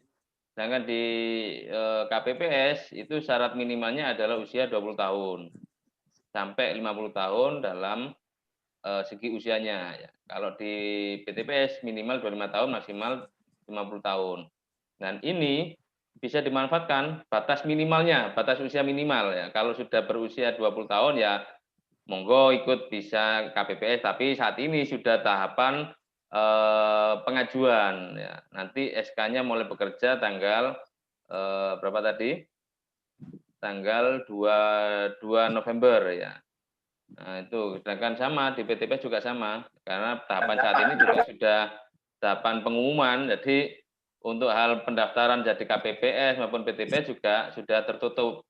Jadi nanti peran serta dari generasi milenial ini paling tidak dalam hal pengawasan di lapangan prosesnya ya. Bisa nanti juga misalnya yang suka-suka nulis ya.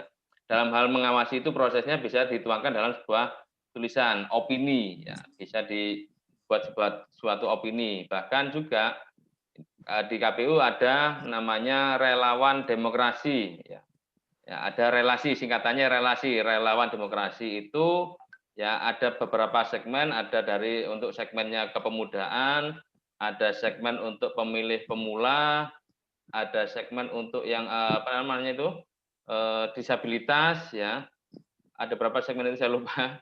Itu ada relawan seperti yang disampaikan Pak Agil tadi, memang ada relawan seperti itu. Saat ini pemantau pemilu, saya awal dulu juga ikut di pemantau pemilu Pak Agil. Kawan Pak Agil. Dan dulu itu JPPR namanya, ya. Jaringan pemantau pemilihan rakyat, ya. Tuh, lalu bergabung di KPPS. Jadi saya usia waktu itu masih usia baru lulus SMA itu. Nah kalau sudah paling tidak kan keterlibatan kita paling tidak itu ada wujud nyata. Kalau mau dikatakan ya tidak hanya sekedar mengawal. Ya, jadi bisa terlibat langsung. Info saat ini kan juga gampang kan diakses ya. Bisa diakses di websitenya Bawaslu, bisa diakses di websitenya KPU. Nah, info-info itu sudah ya paling tidak kalau dulu saya cari info-info itu perekrutannya itu melalui garis apa ya struktural RT RW ya. Tuh, kalau sekarang bisa daftar sendiri melalui website yang sudah tersedia. Ya. Jadi keterlibatan itu tidak harus menunggu rekrutmen dari pengurus RT maupun pengurus RW karena kalau pengurus RT RW pun juga paling tidak mendahulukan pengurusnya dulu yang sudah kalau memenuhi usia batasan yang disyaratkan banyak yang tidak memenuhi syarat dalam menjadi penyelenggara pemilu karena penyelenggara pemilu paling bawah adalah KPPS. Ya, penyelenggara pemilu itu ada 3 ya. Ada DKPP, Dewan Kehormatan Penyelenggara Pemilu, itu tidak memiliki jaringan sampai ke bawah ya. Ada KPU yang jaringan sampai ke bawah itu namanya KPPS. Ada Bawaslu itu jaringannya sampai ke PTPS. Jadi keterlibatan itu bisa apa ya pos-pos itu bisa dimanfaatkan generasi muda milenial ini ikut terlibat langsung bukan hanya mengawal ya. Jadi nanti di tanggal 9 Desember itu bisa nanti di sekitaran TPS bisa melihat bagaimana sih proses penyelenggaraan di TPS khususnya dalam masa pandemi ini ya. Seperti 12 hal baru tadi ya. Mungkin bisa dilihat 12 hal baru ini apakah dilaksanakan di dalam TPS atau tidak. Nah, itu bisa bikin tulisan atau foto ya. Bisa di-share di media sosial, di media cetak nasional atau lokal, itu nanti bisa di situ, disampaikan di situ. Itu mungkin tambahnya, Mbak Tiara. Baik, terima kasih Pak Anang. Dari Pak Supriyatno selaku divisi KPU, ya. Mungkin ada tambahan dari Pak Supriyatno? Suprayitno namanya. Oh ya, Pak Supriyatno, maaf. Suprayitno, divisi teknis penyelenggaraan. Nah, ini ada yang hal baru itu nanti di divisi penyelenggaraan itu. Pak Suprayitno tidak memantau itu. Oke, karena Pak Suprayitno ada kendala lain, maka kita lanjut ke pertanyaan selanjutnya. Pertanyaan dari Frigan Mahendra. Contoh pelanggaran kode etik itu seperti apa ya, Pak Agil? Ya, langsung saya jawab aja Mbak ya. Iya, Pak. Jadi sebelumnya kita perlu memahami dulu bahwa kode etik itu apa. Jadi kode etik itu sebenarnya adalah tata aturan ataupun norma yang kemudian merupakan bagian yang harus dipatuhi oleh penyelenggara pemilihan. Jadi dalam azas landasan prinsip sumpah janji penyelenggara pemilu itu dimanifestasikan menjadi peraturan kode etik yang wajib dipatuhi oleh penyelenggara pemilu. Contoh misalkan pemilu dilaksanakan berdasarkan langsung, umum, bebas, rahasia, jujur, dan adil. Lalu contohnya pelanggaran kode etik itu seperti apa? Jadi ada banyak lagi kemudian yang di breakdown dan didetailkan pada peraturan DKPP nomor 2 tahun 2017. Jadi yang pertama, penyelenggara pemilu itu wajib memiliki integritas. Integritas itu mereka harus jujur, mereka harus mandiri, mereka harus adil, mereka harus akuntabel. Lalu mereka harus profesional. Profesional itu prinsipnya adalah hukum setiap keputusan ataupun pelaksanaan tugas dan wewenang, lalu memberikan kemudahan pada masyarakat, memberikan aksesibilitas seluas-luasnya. Kemudian yang ketiga, mereka harus tertib dalam melaksanakan penyelenggaraan pemilu. Jadi tidak boleh malas-malasan jadi penyelenggara pemilu itu, lebih baik jadi kerja swasta sebenarnya. Lalu yang keempat, terbuka kepada masyarakat, transparansi, kemudian proporsional, menyeimbangkan kepentingan pribadi, kepentingan umum yang kemudian outputnya adalah keadilan, kemudian mereka ataupun kami harus efektif, efisien, dan mendahulukan kepentingan umum daripada kepentingan pribadi yang dengan cara yang aspiratif, akomodatif, dan selektif, seperti itu.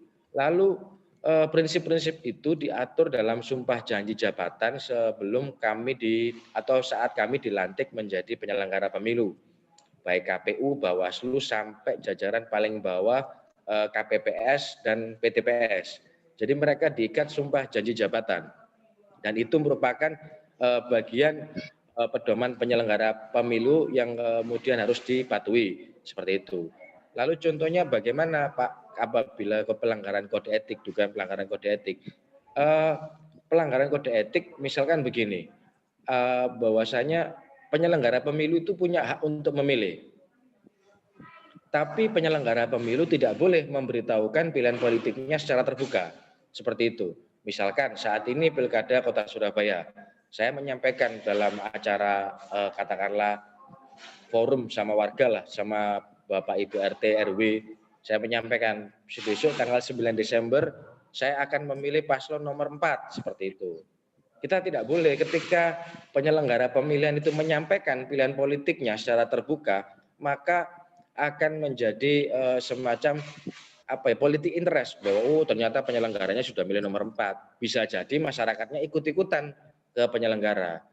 Dan nggak boleh penyelenggara itu menanyakan pilihan politiknya kepada orang lain. Misalkan saya tanya sama Mas Anang, sampean besok milih siapa? Itu nggak boleh. Itu salah satu dugaan pelanggaran kode etik, seperti itu. Lalu kemudian yang paling gampang, yang mungkin bisa kita terjemahkan secara simpel, kami penyelenggara pemilihan tidak boleh memakai atau membawa atribut daripada peserta.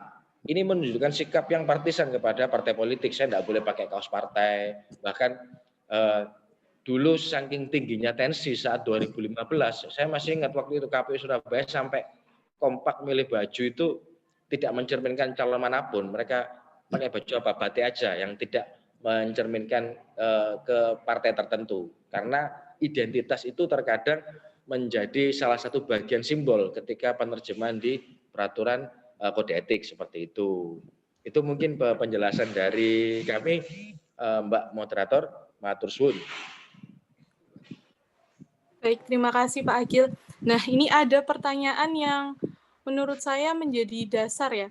Kenapa pemilu di Kota Surabaya ini diselenggarakan? Nah, pertanyaan adalah apa sih urgensi dari penyelenggaraan pemilu yang terjadi di tengah pandemi ini? Sedangkan kita tahu penanganan pandemi di Kota Surabaya ini belum tuntas sepenuhnya. Sehingga banyak warga ataupun masyarakat awam ataupun pemuda yang bertanya-tanya apa sebenarnya urgensi dari pemilu ini untuk diselenggarakan. Nah, mungkin dari Pak Anang Doni Irawan terlebih dahulu bisa menjawab pertanyaan tersebut. Penyelenggaraan pemilu di Surabaya kenapa diselenggarakan, ya gitu ya? Ya, jadi apa sih Pak urgensi dari penyelenggaraan pemilu di tengah pandemi seperti ini? Ya, jadi kita kalau dari sisi hukum tata negara, kalau pemerintahan tidak segera diisi, maka akan terjadi kekosongan. Ya. Kalau tadi sudah terjadi kekosongan hukum, berarti nanti ada kekosongan pemerintahan karena tidak ada kepala daerah yang definitif bisa membuat kebijakan-kebijakan. Ya. Karena tadi di dalam tabel kan sudah ada. Jadi rata-rata pemimpin di Jawa Timur di 19 kabupaten kota itu akhir masa jabatannya adalah di bulan Februari 2021. Kalau tidak dilaksanakan pemilihan umum kepala daerah serentak di tahun ini, maka bisa jadi 19 kabupaten kota di Jawa Timur itu tidak akan memiliki kepala daerah. Ya. Kalau tidak ada kepala daerah, nanti kalau tingkat kabupaten kota, maka yang bingung adalah Ibu Gubernur kita, yaitu Ibu Khofifah, harus mencari pejabat di pemerintah Provinsi Jawa Timur untuk menjadi PLT-nya. Ya, saat ini yang menjadi PLT Mojokerto itu adalah Kepala Dinas Tenaga Kerja Jawa Timur. Ya, jadi pejabat Bupati Mojokerto. Jadi sekarang Mojokerto tidak punya bupati, yang adanya adalah pejabat bupati, yaitu Kepala Dinas Tenaga Kerja dan Transmigrasi Provinsi Jawa Timur yang menjadi di sana. Ada lagi di Tuban itu ada sekitar berapa itu? Saya lupa, kemarin ada surat SK-nya juga sempat baca saya.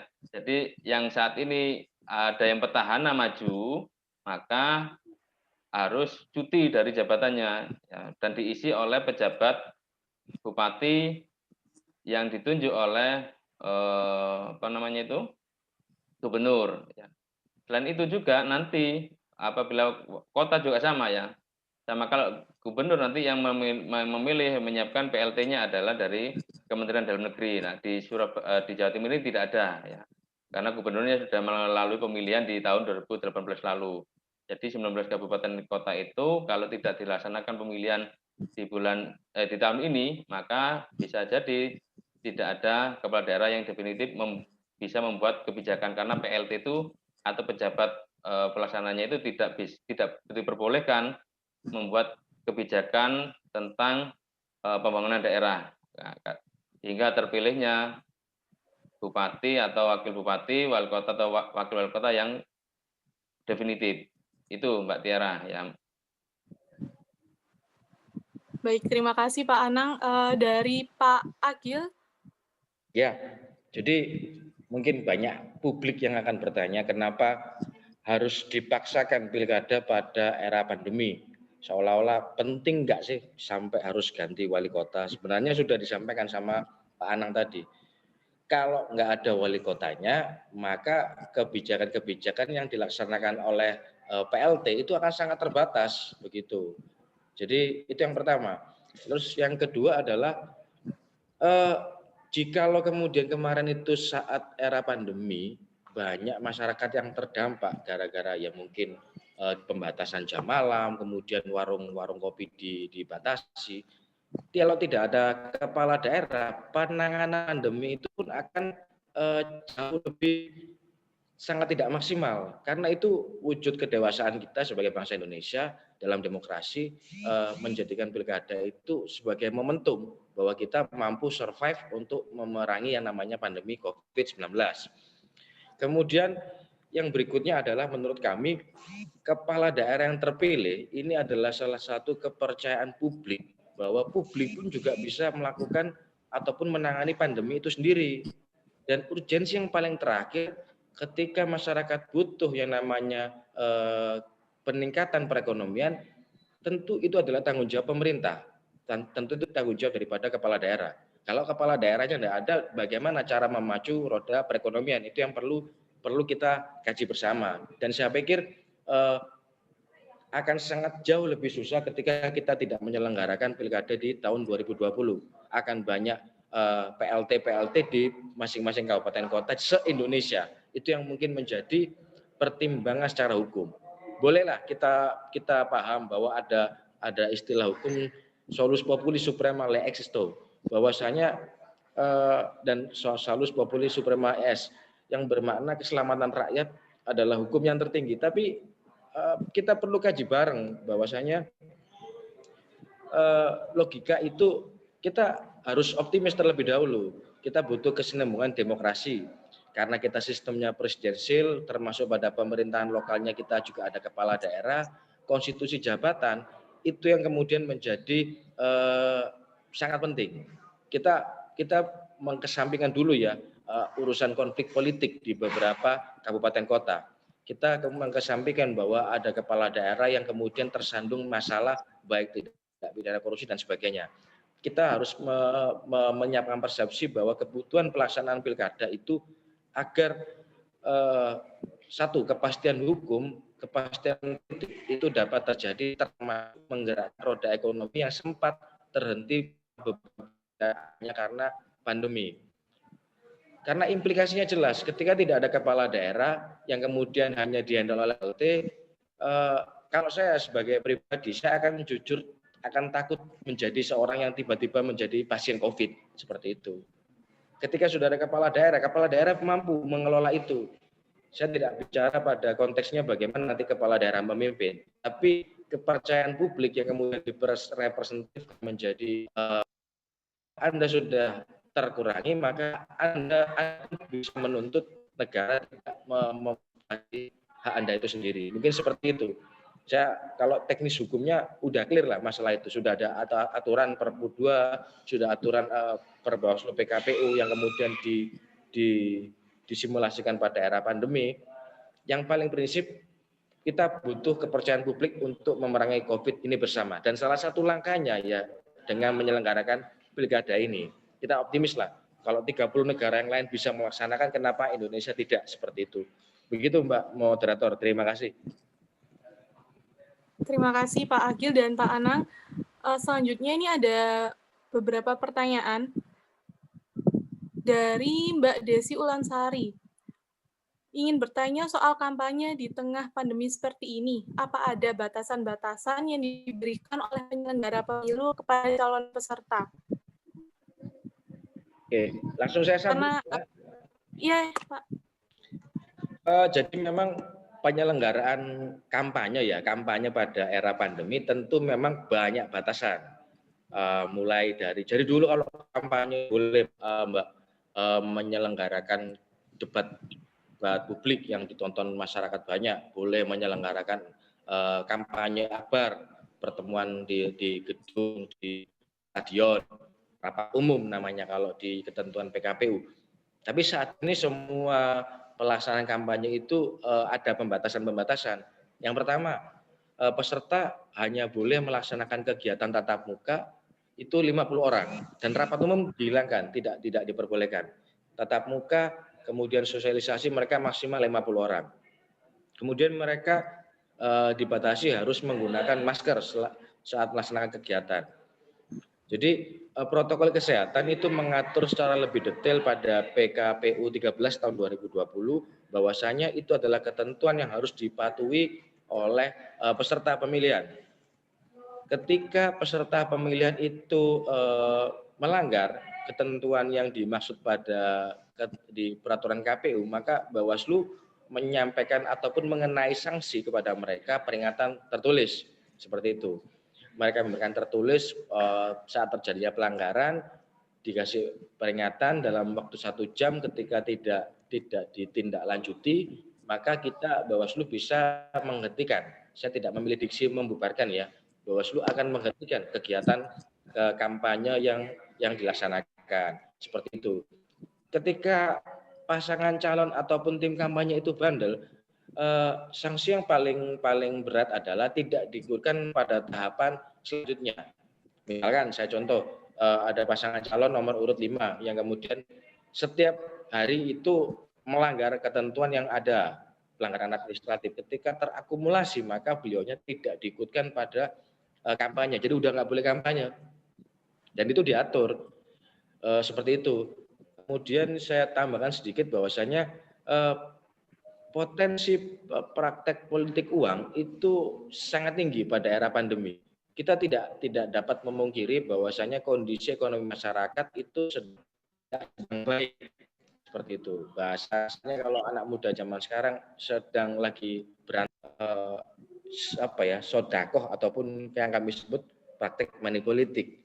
Karena tingkat permisif daripada masyarakat itu meningkat, dan itu faktor ekonomi yang natural timbul karena era pandemi kemarin. Tapi apapun itu, Bawaslu tetap melakukan pengawasan yang sangat optimal. Kita percaya diri dan kita juga harus optimis bahwasanya pelaksanaan pengawasan tentu tetap mematuhi protokol kesehatan. Kita tahu bahwa pandemi pengawasan akan semakin berat, tapi baik saya maupun teman-teman yang lain di Bawaslu sampai Panwascam, kita pastikan kita akan tetap bekerja dengan optimal. Itu seperti itu. Saya tidak akan berbicara pada aspek-aspek yang lain. Kita hanya bicara pada yang berkepastian saja. Jadi saat kampanye sangat dibatasi, mulai dari hanya boleh 50 orang, harus memakai masker, tidak boleh mengikut sertakan anak-anak, tidak boleh mengikut sertakan orang lanjut usia, tidak boleh mengikut sertakan ASN TNI Polri. Jadi itu adalah tata aturan yang sudah jelas di peraturan KPU 13 tahun 2020. Bawaslu akan melakukan teguran, 1 jam ditegur tidak ditindaklanjuti, kita hentikan. Ketika dihentikan, kita tetap proses penanganan pelanggaran, nantinya akan beroutput pada penelusuran pelanggaran administrasi jika administrasi, pidana jika pidana. Seperti itu. Mungkin seperti itu Mbak Moderator, matur suwun. Matur suwun juga Pak Agil. Nah, ini ada salah satu pertanyaan yang sesuai dengan materi yang disampaikan oleh Pak Anang Doni Irawan dari Surkilah UNESA. Saya ingin bertanya terkait pendaftaran KPPS. Jadi ada teman saya mendaftar KPPS kemarin, ternyata ditolak karena data di desa teman saya mengikuti pendukung independen. Tetapi teman saya tidak merasa mendaftarkan diri sebagai pendukung independen. Nah, lantas bagaimana sih cara untuk menyikapi hal tersebut, Pak Anang? Oke, teman KPPS itu beralamat di Surabaya apa enggak? Nah, harus dicek dulu ya. Kalau KPPS daftarnya di Surabaya, maka harus ber-KTP Surabaya. Nah, karena ketentuannya KPPS itu bertempat tinggal di wilayah tugasnya TPS itu ya. Paling tidak masih dalam satu kelurahan. Nah, kalau sudah lintas kabupaten kota ya pasti ditolak ya. Yang kedua, batasan umur. Nah, KPPS kan minimal 20. Ya, kurang 2 hari saja itu ditolak karena batas syaratnya adalah paling rendah 20. Nah, kalau misalnya ya November ini usia 20-nya baru tanggal 25 ya. Sedangkan penetapannya di tanggal 2 mulai bekerja tanggal 23, maka tidak diperkenankan untuk bisa daftar jadi KPPS. Dan itu kalau sudah terindikasi dukungan, entah pembuktiannya melalui surat atau foto, sekarang kan bisa melalui foto ya. Ya teman-teman Panwas itu pasti punya mereka. Ya, baik Panwas kecamatan maupun Panwas kelurahan itu pasti akan memberitahukan kepada penyelenggara di tingkat kelurahan PPS atau PPK, karena dalam hal temuan itu teman-teman Panwas pasti akan memberikan surat pemberitahuan kepada surat apa namanya. Kalau dalam hal ini sudah melalui pengumuman, maka teman-teman di Panwas itu akan memberikan surat perbaikan, saran perbaikan kepada PPS melalui PPK agar calon yang terindikasi menjadi salah satu salah satu atau simpatisan dari pasangan calon untuk bisa diganti. Ya, termasuk juga batasan umur tadi itu akan menjadi bahan pengawasan dari teman-teman di Panwas melalui saran perbaikannya. Jadi dicek dulu temannya tadi, apakah benar dia ber-KTP Surabaya kalau di Surabaya, ataukah dia benar menjadi salah satu pendukung atau simpatisan dari pasangan calon itu. Silakan. Atau mungkin bisa langsung menyampaikan siapa tadi, Mas? Siapa? Dari Mas Surkilah dari UNESA. Nah, monggo, mungkin bisa langsung Mas Surkila menyampaikannya. Monitor enggak ya? Bisa menyampaikan lebih lanjut, langsung lebih enak, lebih jelas. Kendala temannya yang tadi, atau mungkin Mas Surkila sendiri yang ini, yang menjadi pendaftar KPPS-nya terus ditolak itu. Adakah Halo Mas Surkilah, Indonesia? bisa merespon? Jadi memang enak langsung ini Mas Akil ya, kalau diskusi gini nih ya. Iya benar Pak. Lihat handphone itu enggak terlalu nyaman saya. Kayak foto selfie aja. Iya, betul. Enggak Oke, ada. baik Pak. Nah, Terima kasih. Ini sepertinya Mas Surkilah kurang bisa merespon. Karena pertanyaan yang diajukan ini terbatas, jadi saya bacakan untuk pertanyaan terakhir. Jadi untuk pemilu yang akan diselenggarakan 9 Desember ya Pak, untuk pemilihannya. Iya Pak. Kota Surabaya. Tentunya banyak masyarakat yang berpikiran dan kontra terhadap penyelenggaraan pemilu ini. Nah, termasuk kebanyakan teman-teman mahasiswa sendiri, kebanyakan berpikiran kontra. Kenapa sih harus diselenggarakan di masa pandemi seperti ini? Padahal mereka berpikiran yang lebih penting dan didahulukan untuk penyelesaiannya adalah penyelesaian pandemi ini agar segera berakhir. Tapi jika pemilu ini diselenggarakan, maka memicu adanya perkumpulan, sehingga banyak pikiran-pikiran negatif dari teman-teman mahasiswa ataupun masyarakat awam yang harus dirubah. Nah, ini ada pertanyaan dari Mas Yusuf dari BEM Fakultas Agama Islam dari Universitas Muhammadiyah Surabaya. Pertanyaan terakhir, di sini pemilu telah disetujui oleh DPR karena gugus tugas percepatan penanganan COVID-19 tak mempersoalkan rencana tersebut. Nah, jika mahasiswa ini biasanya suka suudzon, kenapa sih penyelenggaraan pemilu ini segampang itu untuk disetujui oleh DPR? Nah, sebelum penyelenggaraan pemilu, apakah sudah dilakukan asesmen penyelenggaraan pemilu? Pak Agil dan Pak Anang, silakan. Ya, belum Pak ya. Ya, Pak. Jadi gini, yang namanya atau wabah tidak ada yang pernah melakukan prediksi atau ada yang melakukan prediksi. Pemerintahan saat era new normal, aktivitasnya tidak suka, mau tidak mau akan dipaksa karena tidak ada satupun ilmuwan peneliti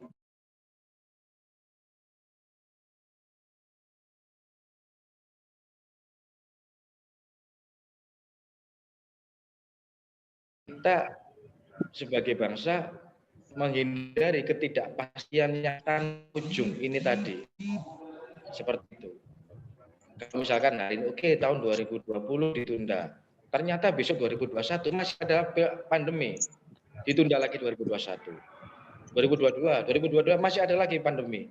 Kalau mau terus-menerus ditunda, tidak ada kepastian penyelenggaraan pemilihan kepala daerah, tidak ada kepastian pergantian kepala daerah, dan tidak ada kepastian kemudian bagaimana menyusun dan menjalankan roda pemerintahan daerah. Itu yang mungkin harus dipikirkan jauh lebih jernih.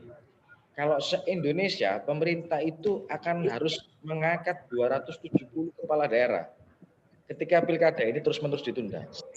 Dan itu menjadi kesulitan tersendiri bagi pemerintah, termasuk konsentrasi sumber daya manusia yang akan dialokasikan untuk perang melawan pandemi.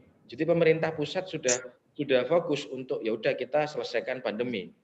Karena kalau kita harus fokus mengganti 270 orang kepala daerah, manusianya tidak ada yang ditempatkan di situ, akan kesulitan.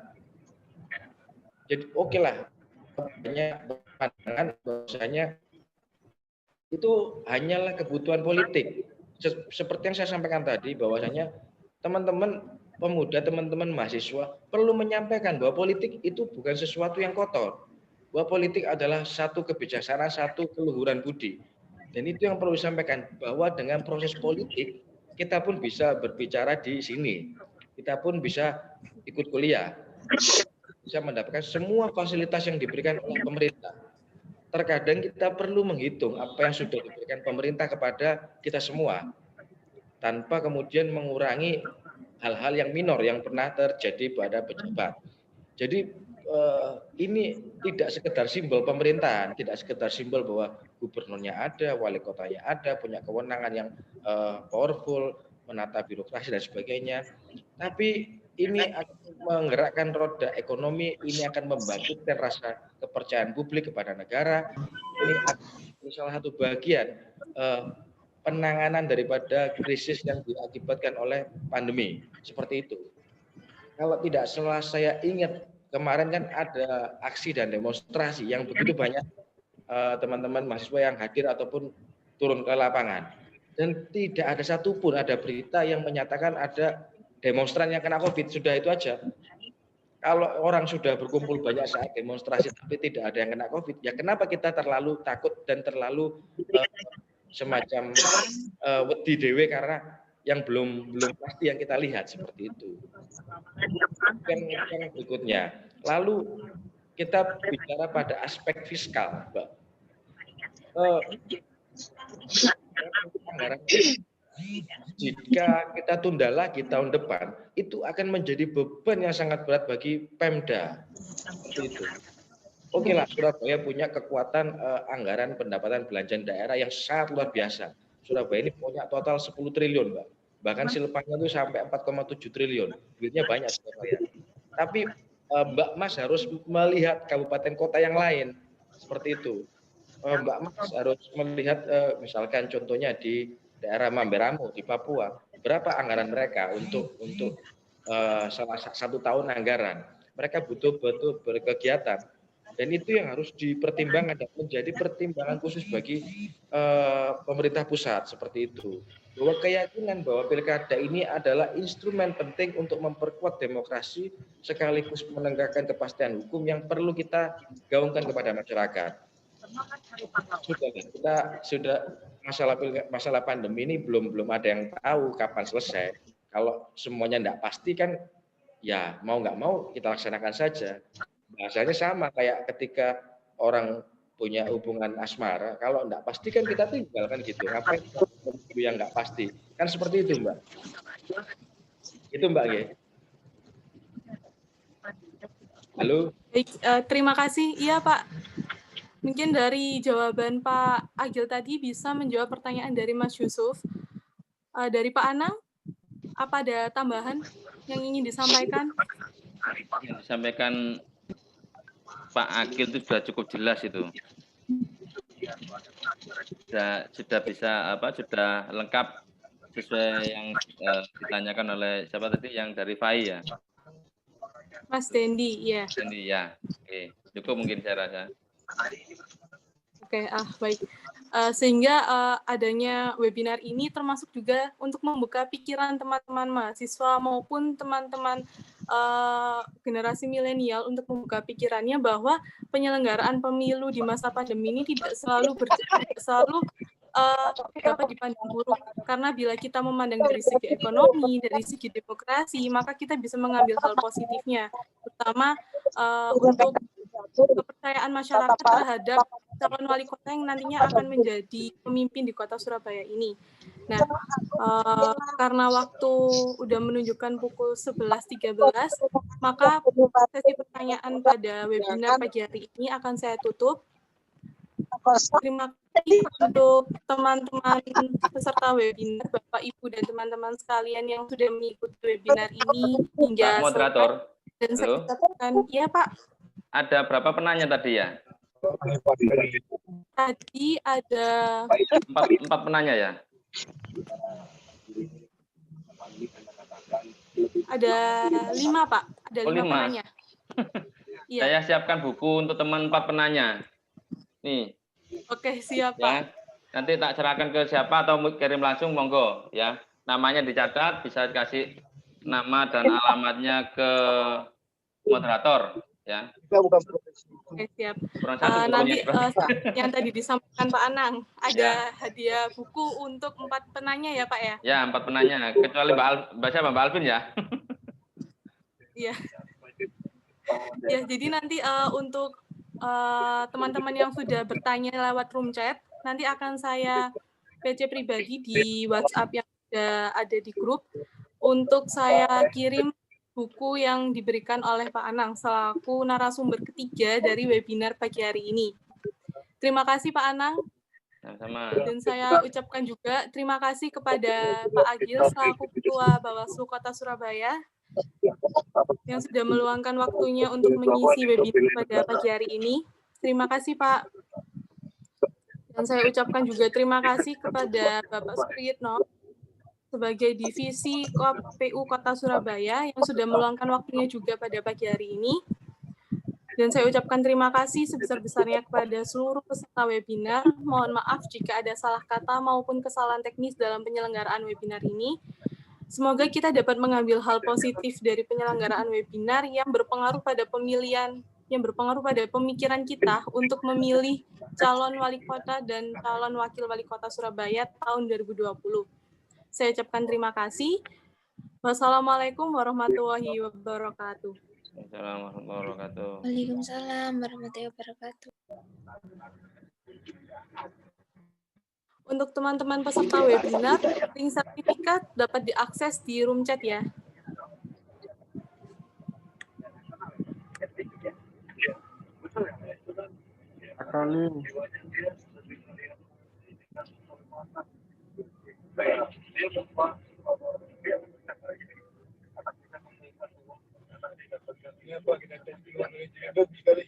Boleh? Lebih cepat ya.